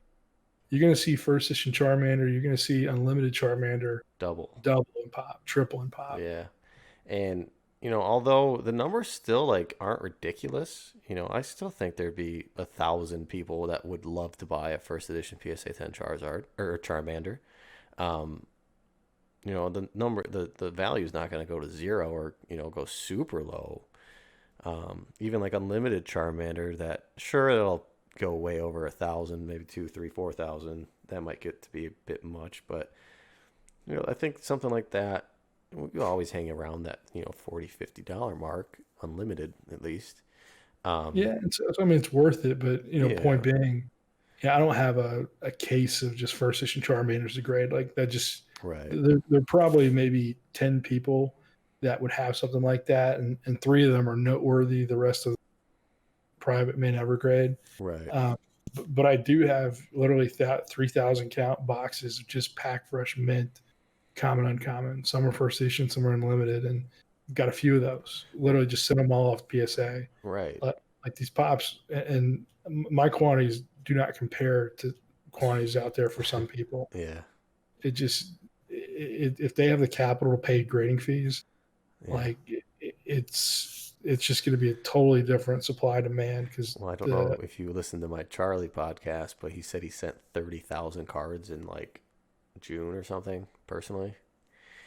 It makes sense. I Yeah, so like Charlie has some great resources, and I don't know. I'll let Charlie say what he wants. I don't want to say. well, yeah, I mean he Charlie. said that out publicly, 30,000. So the most important thing here is that people are realizing they need to be ready to sell. And because so many people had those first edition uncommons, commons, those first edition near mint pack fresh stuff, that if they had it graded and readily available, they would have been rich. Well, I mean, my problem is I literally have outside of like this week, literally, Mm-hmm. I went and did an inventory of all my first ed base 10s, and I mean, October obviously was the peak. I think October 23rd to 25th, that was the peak Yeah. sort of weekend. I don't know, was that a weekend? But basically, let me just check real fast. Yeah, that was a weekend. That was the peak of everything. Um, I could have listed all this stuff and done well. I just literally Didn't have had time. other priorities. Yeah. I think I moved that weekend or something, Oh, and damn. or maybe not that weekend specifically, but I think I had other stuff on, and I I probably missed I probably missed 50 grand of revenue that I Mm-hmm. can't capture today because I didn't list cards for sale. Right. Yeah, that's one of the most important things now in this hobby because it's so large is being ready. That's the number one thing. And a lot of people are preparing themselves for that. So seeing a repeatable trend like this, it's going to be even shorter than how short it was this time. But, I mean, there's risk in that too. So Charlie sends 30,000 cards, and then Pokemon tanks. Charlie's stuck with probably, let's just be safe here. Let's just say $220,000 worth of grading fees that he has to pay for. Well, he's an outlier. He paid a nickel, if that, for those cards. He's paying Well, he's already low grading fees, right? I the mean, cost of the cards are sunk costs. They're like they don't really factor no, they do. They do. before they're gone. They do. Like the Because cost you had to pay for the card. I'm talking about the grading no, fees. yeah, I'm adding that in here next. I'm So saying that's the risk. he paid 5 cents a card. He's paying $8 a card to get graded. Whatever deal he gets sending 30,000 cards in. $8 a card. If Pokemon tanks, he can still get $10, $15 a card. I don't care. I mean, sure, it's going to sell slow, and yeah, it's going to be painful. But because his cost is so low on the front end that he's got lesser risk. I mean, if you take someone like me, for example, or maybe even yourself, sending in 2,000 cards that have a higher, I mean, yours is probably a lower price. Mine would probably be a higher price. Um, You never know. Don't discount yourself, John. well, yeah. Yeah, there's a higher risk there of being, that vulnerability to the market crashing because my cost basis is so much higher. So, yeah, although he's shelling out at $250,000 or whatever of grading, his cost basis on each individual card is so low that if the market does crash 50%, 60%, 70%, he'll still profit. Yeah, no, I get that. But it's having all these fees come up and then not Mm-hmm. being able to sell. So Right, right. I've listed cards on eBay, buy it now $12, and they don't sell for 2 years. Yeah. So it's just that's the risk. Well, yeah, that's important too, is to not leverage yourself. I mean, like I said, with that huge booster box case deal, I could have leveraged myself and gotten that, all for me, but I'm not willing to do that. I'm not that big of a risk taker. Like I like right now, I'm fighting. I'm tight on cash right now, but I will I had no never, idea, man. No I idea. will never leverage myself. So, I mean, knowing Charlie and what he's, his business acumen, I don't think he's gone that far either. So that 220 grand, he's probably prepared for. Like if something were to happen, he would be okay. He's built a great business, and Mm-hmm. it's helping him out quite a bit. So Yeah. I mean, Charlie has worked for every single thing. He's given 110% to literally everything he's built. So Yeah. whatever he's gained out of it, it's not enough by any means. That's just my opinion. I mean, the Hartford event, he fronted all the cash reserve that space. Mm-hmm. I mean, they were charging hundreds of dollars to rent those display booths, and that was just a rent for like 2 days. Like the fees were egregious and didn't make any money back off of it. Right. But he cares more about this hobby than um, most people. I don't say anybody. Yeah. Uh, he takes action too. Go back to the initiative and action thing. Mm-hmm. Um, he takes action. We talk about things, but Charlie's the one out there just literally getting it done. He's a hustler. Mm-hmm. So I have nothing but good things and respect for Charlie. Oh yeah. Well deserved, and I'm sure that he'll finally be able to get, to have Pokemon pay his dues at some point. I mean, he's one of those guys that's just been reinvesting like crazy into Pokemon, into his business, into his collection, and it's worked out well for him, and hopefully it continues to do so. I don't see there's no reason it shouldn't, because like you said, the amount of work that he puts in and just his passion for it all, like he'll make it happen. Yeah, He'll no, make it that's for happen. sure. So yeah, no, this hobby is crazy, man. It's made me look at life in a different way, like the way that I spend money, the way that I feel about money, the way that I have about, the way I feel about certain passions and things in my life. It's really taken into effect almost every little aspect of it, and I Keep your love head it. high, John, man. Oh Keep your no, head high. no, You're no, you're good. I love it. I love it. Like it's absolutely incredible what it's done, man. You sound like, oh, it hurts so good. You're like, oh, Yeah. I mean, kind of, but no, it's going to eat your second bowl of ramen for the night. Yeah. no, dude. It's done incredible. It changed my life. It saved my life. I will always say that Pokemon saved my life. I mean, there's a lot of connections, at least that I've had, especially here in the podcast, that you know, I myself included. Pokemon came in at a point in my life that was darkest time, and Pokemon was the light, and it brought me out of it. It gave me something to do. It kept me going, and it's changed my life completely now. It's incredible. It's incredible. It's a powerful statement, man. It's a powerful thing to say. So, man, it's tough.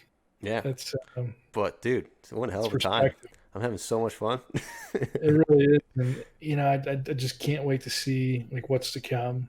Like there's so many things that could be done, and most of these little gaps are being found, and Yeah. people are building businesses, and it would be cool to see. What was his name? Like original something collector 151, the guy Hmm. from I think Columbus, Ohio.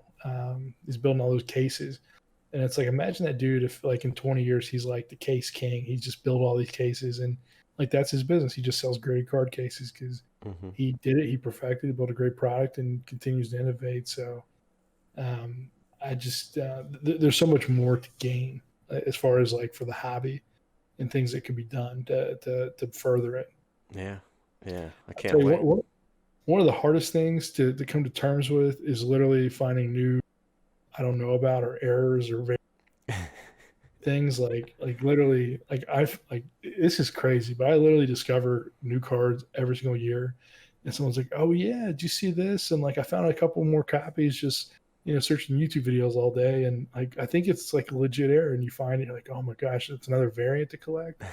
It's like painful. It's like, oh man, that's like $1,000 card. Well, I don't know if you listen to my podcast with Dave Person, but he'll be showing off some cards in the future here that have either never been shown or just kind of rumored to exist. So that might add to your list. Are they were they WotC era? Well, one of them was the WB promos without the stamp, Ah, yeah.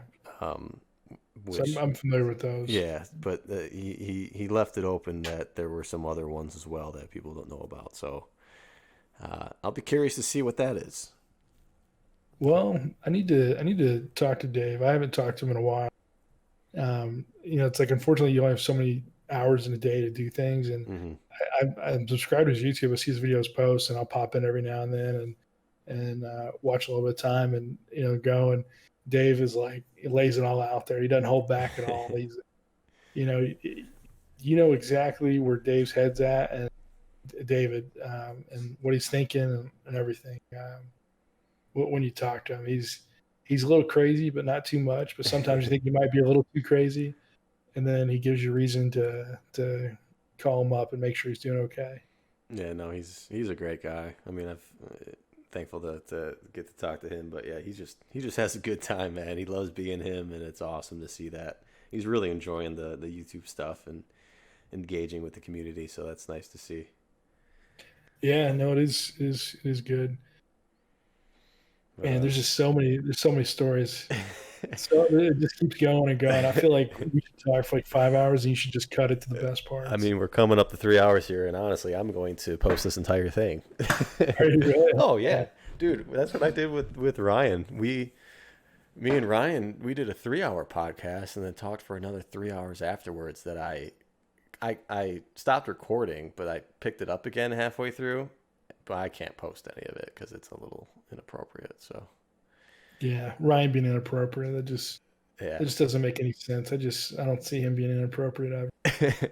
But yeah, look, let's I think this is plenty of great stories for people to listen to.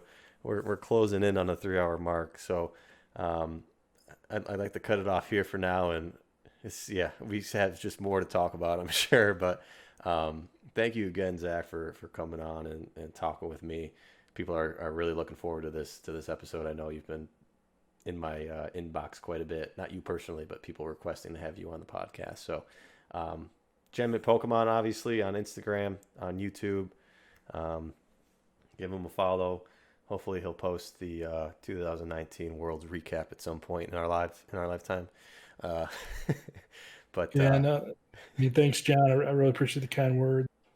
I think right now you kind of look at things and you got a mountain ahead of you. You got things you're trying to build and a brand, and you're trying to do a lot of good things for the hobby. But I hope that you can come back to this episode specifically, and then you can look and you can say, "Man, I just can't believe how far I've come." And you never know how you're going to get there. So some of the best opportunities I've been given in life came from places that I never would have expected, and those are stories in themselves. But all you can do is you got to keep taking steps forward. You got to keep fighting, keep looking ahead, and this podcast, it may be this podcast, it may be something else. mhm. But you're not going to take a step back. So just keep looking ahead, keep fighting, keep doing what you got to do, and just keep being passionate about the hobby. Just literally just doing what you're doing every day, and you have great things that are going to come for you, man. Thank you for the kind words. I appreciate it and the motivation. So hey, I'll be sure to follow through with this and keep going as strong as I can. So I'm uh, going to follow up. I expect updates. well, we'll be talking soon, and we're going to be talking more after I stop this recording. So thank you again, everyone. Follow them. Thanks for watching. Thanks for the support, guys. I really appreciate it. Hit me up whenever if you need anything, or Zach. We'll do our best to help you out. So See you guys. See you have a next time. have a good one.